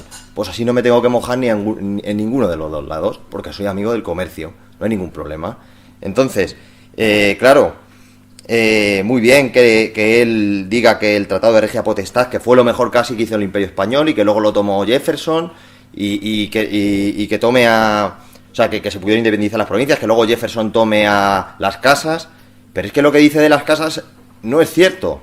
O sea, lo que dice de las casas no es cierto que sea las casas el único que hable del tiranicidio. Es que del tiranicidio habla San Isidoro en el siglo VII ya, en el siglo VII, y lo siguen cultivando muchísimos escolásticos. Incluso llega Juan de Mariana en el siglo XVI, y de hecho su libro es quemado en la Francia de Enrique IV por ese asunto. O sea, no se puede poner a este eclesiástico, ponerle como el ejemplo de la persona que ha creado el derecho civil, porque no es lo correcto, porque realmente hay obras de escolásticos españoles como Vitoria, como Soto, mucho más importantes en ese aspecto, y eso es arrimar el ascua a tu sardina, porque lo único que estás haciendo es la propaganda un poco para el otro lado, porque eres buen amigo del comercio. Entonces el otro lado de España, que ve muy mal, siempre, como siempre, se está hablando y se está tomando siempre como referente a las casas, como el referente, pues ya tienes al otro lado de España contigo. Entonces, pues simplemente pues felicitar a don Antonio porque es un gran amigo del comercio. Nada, simplemente quería decir eso y nada más. Y muchísimas gracias. Muy bien, muy bien. Mira, es contradictorio también que se declare hegeliano y que tiene una posición, como bien has dicho, de paz perpetua o incluso de que la historia pues está hoy en día desembocando en esta Europa sublime que la diagnosticó aquí como un imperio, sino que Europa como un imperio por menos, pero Hegel decía que la historia universal, los motores de la historia universal era la guerra y el trabajo, aunque después de desembocarse todo en el espíritu absoluto, todo lo que se quiera, pero no Hegel, digamos, todo lo contrario del pacifismo. Y claro, pues la historia universal, digamos, los individuos son como cáscaras vacías y se puede realizar todo lo que se quiere al final, el resultado, la verdad está en el final el resultado, ¿no? Pero no se puede ir de pacifista y de paz perpetua con Hegel, en todo caso con Kant. Porque Hegel, digamos, es la sangre, la guerra, la cultura, son los que, digamos, construyen la civilización y no es un caminito de rosa precisamente. Es una biocenosis. Y Europa no es la Europa sublime, sino es la Europa de la biocenosis. Sí, es que parece que además Escotado está escribiendo. Claro, ¿desde qué plataforma escribe Escotado? Parece que está escribiendo desde el espíritu absoluto. Pero el mismo se abstrae. Escotado, que yo sepa, es español. Entonces, podría decir, la honestidad intelectual empieza por decir: mi plataforma es España, voy a hacer una teoría del comercio, primero, que no la tiene, y voy a ver qué papel juega ahí la tradición católica, no solamente la española, pero también la tradición católica. Entonces, claro, me parece que es lo que decimos, ¿qué futuro puede tener una obra como esta? Con la independencia y gracias a su vez, claro, a los contenidos, digamos, los buenos contenidos que tiene desde el punto de vista de sus partes materiales, pues que depende. Evidentemente, en España alguien, un votante medio del Partido Popular, por decirlo con un lenguaje coloquial, va a hacer una lectura de esta obra, si es que la lee y si es que la interpreta. Y evidentemente un votante de Podemos va a hacer otra lectura distinta. El problema es hasta qué punto Escotado ha hecho guiños, queriendo hablar desde el final de la historia, desde la perspectiva del espíritu absoluto, donde la verdad es el proceso, y yo estoy al final de ese proceso, porque evidentemente ese componente salvífico que hegeliano siempre está planteado nunca en el ámbito del espíritu objetivo, que siempre es lucha y biocenosis. Porque el propio Hegel ya nos dice que el sujeto empieza siendo vida y deseo, pero que después se realiza como autoconciencia a través del trabajo. Y en el trabajo hay una dialéctica. Evidentemente, que no es lo mismo la dialéctica de los estamentos, que es la que Hegel critica, claro, porque Hegel es consciente de que con la Revolución Francesa surgirá la lucha de clases, pero acaban los estamentos. Sin embargo, claro, él parece que está hablando su especie de eternitatis, ¿no? Mira, estás hablando, o tienes que hablar como español. Porque si hablas como francés, dilo. Oye, no, yo escribo este libro para seguir fomentando la línea negra. Déjalo claro en el prólogo, y todo el mundo sabe lo que quiere. Porque evidentemente el mayor peligro que podría tener este libro es que fuera interpretado en clave de línea negra. Bueno. Evidentemente, si lee la obra que que debería de citar, la de Pedro Insua, el Hermes Católico, y la de Iván sobre la leyenda negra, o sobre Cortés, tendría que redefinir no solamente partes materiales, es a lo que vamos, tendría que redefinir su propia plataforma teórica. Es decir, ese eticismo ya no tendría tanto sentido. Tendrías que plantearte, bueno, ¿cómo es la concepción de las sociedades utópicas, por decirlo generalmente, pues, desde plataformas protestantes, sean holandesas, sean inglesas, británicas, como en Canadá, y qué relación tuvieron con los indígenas? Porque es que él es hegeliano para lo que le conviene y nietzscheano para lo que le conviene. Evidentemente, esta es una visión eurocéntrica. Es decir, aquí no hay ningún guiño al multiculturalismo en ese sentido. Claro. Es decir, que por un lado no incorpora los logros del Imperio Español, por los cuales un individuo, pues, con rasgos indígenas como Chávez o Maduro están hablando en una lengua que hablan 450 millones de personas en el mundo, y sin embargo parece que él habla su especie eternitatis. Es decir, no, voy a dar una visión del comercio, pero desde qué plataforma, porque si no lo dices, tus guiños, tanto nietzscheanos a la izquierda indefinida, Engels no era nada mojigato, se acostaba cuando se la ve, muy bien, pero ¿eso qué explica realmente de la teoría del comercio que podía tener Engels? De hecho, una cosa que él no trata, claro, porque el propio seno del marxismo, como ya demostró en su momento bueno, era conflictiva, es el tema del modo cine asiático. De hecho, Engels en el origen de la familia tampoco lo trata, presenta el comunismo final como un rebrotar del comunismo inicial, manipulando muy hábilmente, evidentemente, con formato hegeliano, los textos de Morgan, que era un individuo de corte liberal, en un momento en el que hay una nueva ciencia que está surgiendo. En fin, Engels tiene el mérito de incorporar la antropología cultural, como el materialismo filosófico hoy día tiene el mérito de incorporar la etología.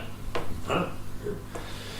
También recomendarle a don Antonio, porque sobre todo el capítulo de la leyenda negra en relación al Imperio Español lo centra sobre todo en la expulsión de los judíos. Yo le recomendaría que siguiese un artículo de Atilana Guerrero, la expulsión de los judíos, otra historia, porque en realidad no se expulsaron a los judíos en España, no pasó eso. Lo que fue una prohibición del judaísmo, y por tanto fue una ley totalmente, digamos, racionalista. Y él centra, digamos, esa leyenda negra sobre todo en la expulsión de los judíos, que lo ve como algo, claro, como los enemigos del comercio, el Imperio Español sería el enemigo del comercio por expulsar a los amigos del comercio, que son los usureros, que son los judíos, son los banqueros, etcétera, etcétera. Pues eso, recomendarle a Antonio Escotado que se pasen por el Catolepas, que pone la expulsión de los judíos, otra historia, tiene el artículo de la Guinea, porque hay otra historia alternativa, en fin, otras tesis que son más potentes que las que él maneja en este libro, para su segunda edición de este libro, que le tiene que y esto precisamente porque metodológicamente parece que está jugando con la vieja dialéctica vulgar hegeliana de tesis-antítesis, pero en clave psicologista. Y es verdad que él, por ejemplo, hace referencia a otras potencias que ya incluso antes que España habían expulsado a los judíos, pero como lo hace en un contexto de potenciar aquellas culturas que pues, parece que está jugando a fomentar la leyenda negra. Sí, por eso, ¿cómo redefine las partes formales de algunas de sus obras, si lo hubiese hecho desde una plataforma filosófica más potente, como creemos que es el materialismo filosófico, incluso operando con las mismas partes materiales, operando con los mismos contenidos, operando con el mismo fondo documental, hubiese hecho una obra distinta, lo cual no le resta mérito a esta. El problema es cómo puede ser leída en España, evidentemente. No hay nadie más, simplemente dos erratas al hilo de lo que ha mencionado Daniel, que me parece en el tomo 1, que a mí me sorprenden. Una ya fue detectada, he visto a posteriori, que fue detectada también por María Elvira Rocabarea en Imperiofobia y Leyenda Negra, y es que dice que en 1492 se expulsa en España a los judíos y a los mozárabes. Y claro, eso es yo no soy capaz de entenderlo. Claro, es que no entiendo. Yo creo que a lo mejor quería pensar en a lo mejor fue los moriscos, pero claro, los moriscos ya es en el siglo XVII. Claro, con lo cual ya... Él dice que claro, que esa expulsión supone que el comercio en Castilla y en España cae totalmente, lo cual también es muy discutible. Y luego cuando la mayoría de los, digamos, judíos importantes y que practicaban, en fin, la usura, se convierten al catolicismo y seguían aquí en España. Y la otra errata que a mí me sorprende, no sé si alguno la puede aclarar, es que continuamente confunde a Santiago, hermano de Jesús, con el apóstol Santiago. Y continuamente dice el hermano de Jesús que aparece, y que digo, pues si son distintos, son dos Santiagos totalmente distintos. Claro, no es el que preside la iglesia de Jerusalén y otro es el apóstol, pero los confunde. Entonces estos son erratas que, bueno, también para mejorar el tomo 1... Para mejorarlo también si quieres reeditarlo, claro.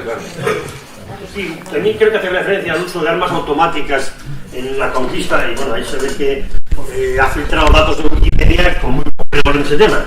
claro, un tema concreto de qué tipo de herramientas se utilizó, pues ahí, si no precisas, pues claro, y yo creo que también utilizó una errata. Y Wikipedia, sobre todo, en inglés. Bueno, pues nada, simplemente, además de felicitaros por esta brillantísima crítica que habéis estado haciendo, bueno, me parece que triturado, como solemos decir, de verdad, en los círculos del materialismo filosófico, la obra de Antonio Escotado. Bueno, simplemente una precisión, también en relación con lo último que estabais explicando, Daniel, después Carlos,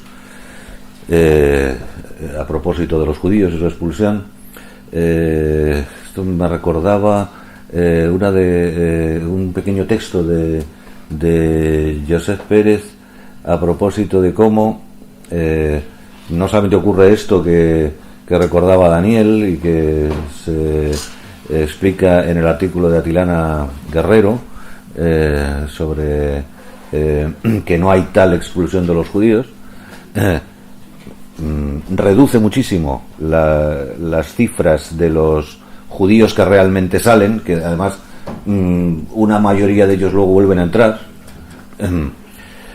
sino que es que además en el momento de la expulsión, por las evidencias de las que ahora mismo se dispone, se sabe bien que los judíos, por su influencia sobre la sociedad española en conjunto, estaban bastante de capa caída, de manera que esa expulsión, que no está la expulsión, esa pérdida de una parte de la población judía, para prohibición del judaísmo. Exactamente, esa prohibición del judaísmo tiene efectos bastante reducidos sobre la actividad económica en España. A diferencia de lo que ocurre en cambio con la expulsión de los moriscos en tiempos de Felipe III, que sí afecta mucho, primero demográficamente, luego claro por la pérdida de recursos agrarios y también de la artesanía y del comercio. Esto sí que realmente tiene efectos duros sobre lo que es la economía española de la época. Bueno, la intervención mía es muy marginal, epifenoménica. Aparte de felicitaros por la demostración del dominio tecnológico del materialismo filosófico que habéis demostrado, no, era una cuestión, una precisión que le pedía a Daniel. Yo la lectura que tenía del pacto germano-soviético era una lectura que no se explicita en las historias al uso, es decir, eran los dos revisionismos del Tratado de Versalles, y se oculta totalmente todas las guerras civiles fomentadas por la Unión Soviética en toda esa periferia, perdidas prácticamente todas, y mucho más sangrientas que la guerra civil española, mucho más sangrientas. No se habla de eso, pero es que tú dijiste una cosa que si puedes precisar, es que en vísperas del pacto germano-soviético, un pacto puede leerse como de canallas, pero también era gente que objetivamente coincidían, los dos querían Milán, está claro, pero podían cooperar en la toma de Milán los dos, que fue lo que hicieron. Pero dices tú que en vísperas de eso también había conversaciones alemanas con Francia y con Italia, decías, y podrías no, el pacto de Múnich con Francia y con Inglaterra. Bueno, el pacto de Múnich, famoso, el 30 de septiembre de 1938, pues prácticamente se estaba como concediendo a Hitler que se anexionase los Sudetes en Checoslovaquia. Después, ya se había anexionado el Anschluss, famoso Anschluss de Austria, y decíamos, estábamos, geopolíticamente poniendo los cañones todos hacia Moscú. Pero claro, eso del pacto Ribbentrop-Molotov lo cambió todo. Y esto, por cuestiones simplemente, si quiere, maquiavélicas. El pacto Ribbentrop-Molotov consiguió a la Unión Soviética ganar tiempo y espacio, sobre todo para trasladar la industria a Oriente. Porque claro, si la guerra, Stalin y los soviéticos, ellos sabían que la guerra era inevitable. ya fuese contra Alemania, ya fuese contra Inglaterra, por el hecho del Imperio Británico, hasta la alianza en 1941, era el mayor enemigo de la Unión Soviética, porque el Imperio Británico era el capitalismo por antonomasia. Era la primera potencia, era la hegemonía mundial y la primera potencia capitalista. Entonces, claro, la estrategia de Stalin era la siguiente, que es parecida a la de Lenin y Brest-Litov. No salió tan bien como salió también en el Tratado de Ribbentrop-Molotov. La cuestión es la siguiente: en Brest-Litov, también de manera muy ingenua quizás, pero decía Lenin, vamos a firmar la paz con Alemania y que los alemanes siguen en la guerra con los aliados y los capitalistas pues se agoten entre ellos. Claro, la paz llegó inmediatamente en noviembre. Pues Stalin, aquí en el pacto de Ribbentrop-Molotov lo mismo. Digo, bueno, firmamos un pacto de no agresión, que no es una alianza, es un pacto de no agresión. Tú no me atacas a mí, yo no te ataco a ti. Y si los alemanes atacan a británicos y a ingleses, pues si las potencias capitalistas se masacran entre ellos, mejor que mejor, nosotros entraremos después. Claro, es verdad que en 40 días la invasión de Francia pues chafó un poco esos planes, pero al fin y al cabo el error de Hitler pues estuvo en 1941, el 22 de junio de 1941, cuando la operación Barbarroja. Eso fue la tumba del rey a largo plazo. Si Hitler no se hubiese, digamos, esto es una crónica por supuesto, pero si no hubiese puesto en marcha la operación Barbarroja, pues posiblemente se hubiese implantado una paz europea a la que quería participar el general Franco, porque en 1941, antes de la invasión Barbarroja, pues todo el mundo daba por cierto que por lo menos la Europa continental, Alemania había ganado la guerra, iba a implantar una paz. Claro, el detonante pues fue la operación Barbarroja y también Pearl Harbor en Japón contra Estados Unidos. Entonces ya la guerra se hizo realmente mundial, porque al principio, digamos, era una guerra prácticamente europea. Y bueno, se fue vino también el norte de África, la batalla de Alamein, en fin, que el pacto de Ribbentrop-Molotov, como te digo, lo hicieron los soviéticos para ganar tiempo y espacio simplemente, y ganaron un espacio, en fin, recuperaron todo lo que se perdió en Brest-Litov y ganaron un tiempo de 2 años para trasladar la industria al oriente. Y eso fue muy inteligente también porque, digamos, cuando las tropas de la Wehrmacht entraron en Rusia, pues Stalin dijo que no se movilizasen las tropas a la frontera, porque si hubiesen hecho eso, le hubiese pasado lo que le pasó a Francia, que movilizó todas las tropas a la frontera, y claro, la guerra relámpago se lo cepilló en 40 días, me pareció impresionante. Stalin dijo que no, le dijo a Zhukov y a varios generales que para atrás, que material antiguo y que dejemos al lobo que entre en la boca del león. Y después ya vino Stalingrado, Kursk, etcétera, etcétera, fin, la toma de Berlín, y lo que todos sabemos, se implantó la paz de la Guerra Fría. Y yo creo que fue un pacto, digamos, visto en retrospectiva, bastante inteligente. ¿A costa de qué? A costa de sangre, sudor y lágrimas, pero eso se va por supuesto.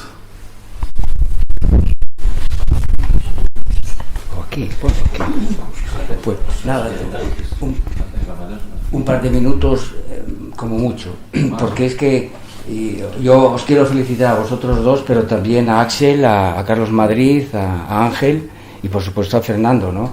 Porque me parece que hemos ofrecido aquí, como esto se graba y se va a ver, un ejemplo claro de lo que es pues un ejercicio filosófico en el sentido más estricto de la palabra, es decir, que no hablar por hablar, es decir, estamos ante un material que hemos traído aquí porque nos parece relevante y se han puesto unas cuantas objeciones y le damos la opción a él a que responda. Que no siempre la gente al que se le objeta, pues quiere meterse en el asunto de responder, y eso sí que es indecencia absoluta, ¿no? Por nuestra parte, yo creo que la cosa ha sido muy clara y yo os felicito a todos los que habéis intervenido, porque me parece que ha sido... Y en cuanto a la intervención de Fernando, yo lo quisiera hacer la siguiente observación, ¿verdad? Porque estando de acuerdo con lo que él dice, me gustaría traer aquí la siguiente... habéis hablado del texto de Atilana, que a mí también me parece extraordinario, y con lo cual realmente centra las cosas con respecto a los judíos, ¿no? Y con respecto a los moriscos y el comercio, yo haría el siguiente apunte, ¿no? Efectivamente, el efecto de la expulsión de los moriscos afecta no tanto al comercio como al mercado interno. Lo afecta. Pero sin embargo, esa expulsión favorece el comercio español en el Mediterráneo. Y entonces es una medida que toma los Austrias, precisamente por razones eutásicas y por la defensa del comercio, no del mercado, del comercio en el Mediterráneo, porque los moriscos lo obstaculizaban. Esta es mi tesis. A ver qué te parece. Estoy completamente de acuerdo. Vale. Y además traemos aquí a colación esa distinción tan potente que se remonta a Platón, entre comercio y mercado, ¿no? Y que Luis Carlos le ha elevado esta tesis platónica pues a la suma perfección, ¿no? Con ese análisis que hace de los tipos de mercados y de los tipos de comercio, ¿no? Hay que reivindicarle, como ha hecho hace un momento Miguel Ángel. Felicidades, ¿no? A los que habéis intervenido, de verdad.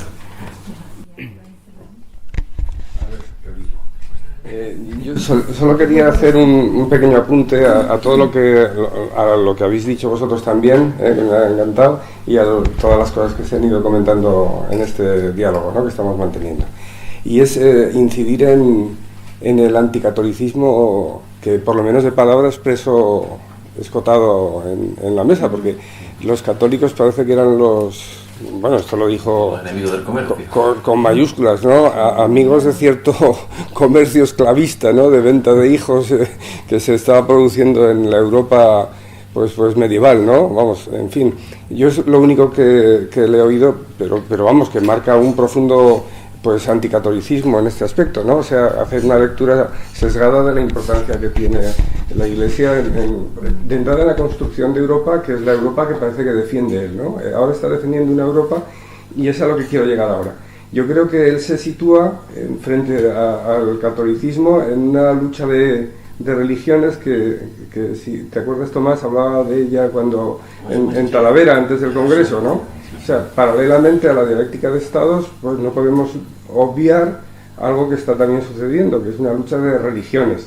Una lucha de religiones, bueno, y no me estoy refiriendo al Islam contra el catolicismo, contra la Iglesia, sino más bien a la posterior lucha de religiones que se da con Lutero, a partir de Lutero, ¿no? Y que es la que está ahora, por lo menos en Occidente, que es importantísima y que se trata muy poco, ¿eh? Yo creo que si Escotado está de acuerdo con que Europa es lo mejor que pasa, pues está tomando partido en la lucha de religiones por la forma de ver protestante, que es muy diferente a la nuestra, y que ahí hay un imperialismo religioso, pues que además tiene matices, porque no solo ya es la lucha de la forma de ver el mundo, bueno, la religión de los protestantes y los católicos, sino que tienen socios, como pueden ser los laicismos, que en absoluto están enfrente de los protestantes. Los laicismos son fuertes en España, sobre todo en España, pero en los países que son católicos. Y esa lucha también de religiones en América está absolutamente marcada, porque en los últimos 20 o 30 años, como todos sabéis, la mitad de la población hispanoamericana ha dejado de ser católica y ha pasado a ser protestante, en una estrategia perfectamente estudiada, y que bueno, que hay un par de libros publicados por la Fundación, no recuerdo cómo se llama el autor, que analiza esto, de Stoll, ¿no?, que analiza perfectamente pues esa estrategia del Instituto Lingüista, pues para traducir la Biblia a los idiomas, bueno, a las lenguas, ¿no?, hispanoamericanas, y hacerlos protestantes a todos, ¿no?, financiados a partir de los años 70 por Ronald Reagan. Bueno, a lo que voy, ¿no?, que se nos olvida también esa postura implícita, ¿no?, que yo veo en Escotado cuando está diciendo que Europa es el futuro, ¿no?, es la Europa protestante. Solo quería hacer ese apunte.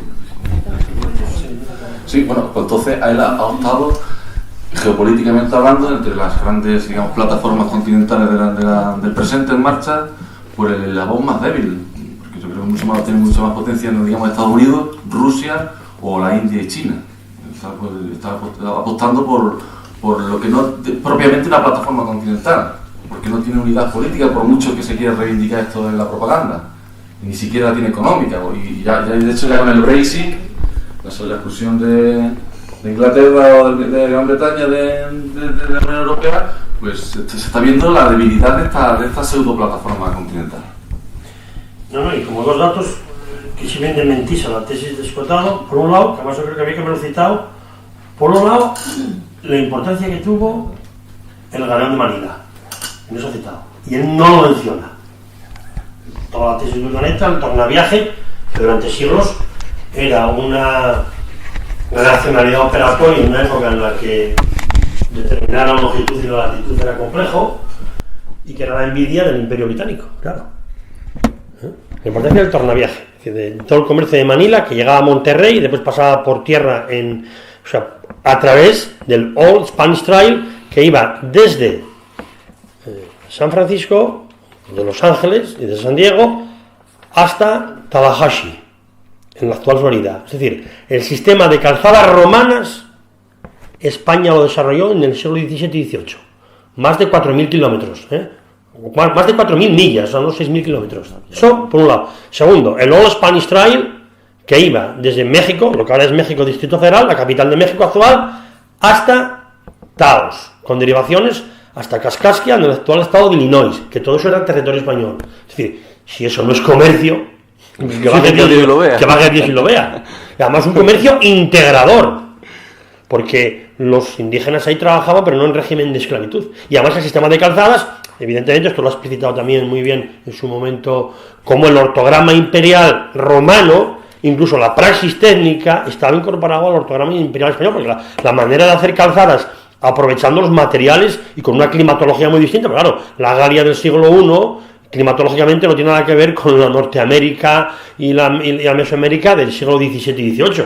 Bueno, pues esa obra monumental incluso en nuestros días, de hacer una calzada para trenes de mulas. Yo siempre he visto, por ejemplo, libros, claro, anglosajones que comparan la carreta española de un solo eje y de ruedas grandes con la famosa Conestoga Wagon de los alemanes de Pensilvania, como diciendo, bueno, nuestra tecnología siempre fue superior a la tecnología española.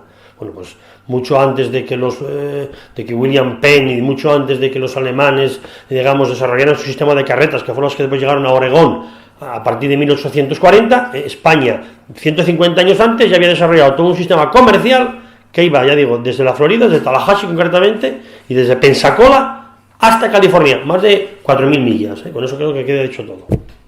Y eso no lo cita Escotado. ¿Por qué no lo cita? Porque omite lo que no le interesa. Eso está claro, hay que decírselo.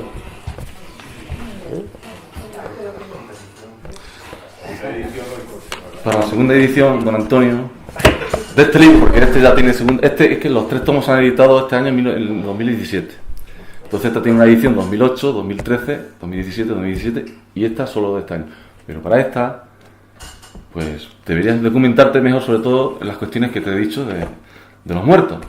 Que no hay que multiplicar a los muertos sin necesidad. Va, es que dice 30 millones de muertos porque 5 millones de muertos por mes le parece poco. Le parece poco y una barbaridad. Sí, yo también le recomendaría un libro que se titula La presencia de lo español en la génesis de los Estados Unidos. Un libro clásico que está por editado. Yo más lo compré aquí en Yuso y Suso. Estaba gustado conmigo. Y yo también le recomendaría, hay mucha bibliografía, por cuestiones dialécticas, de que sí, que está muy bien leer a Robert Servir, a Simón Semás Montefiore, a Donald Reifel, toda esta gente. Por supuesto que hay que leerlos, pero también lee, por ejemplo, a Dominico Los Zurdos, a Anselmo Santos, a Lugo Martens, que son historiadores que tienen, digamos, perspectivas diferentes, incluso opuestas a las que defienden estos historiadores, que tú, o que usted, pues reivindica y que toma, lo que yo también hago, tomar a estos autores lo que sea pertinente. Yo, para esa segunda futura edición, pues reforzaría muchísimo más su obra, y lo digo por su bien, no hay nada.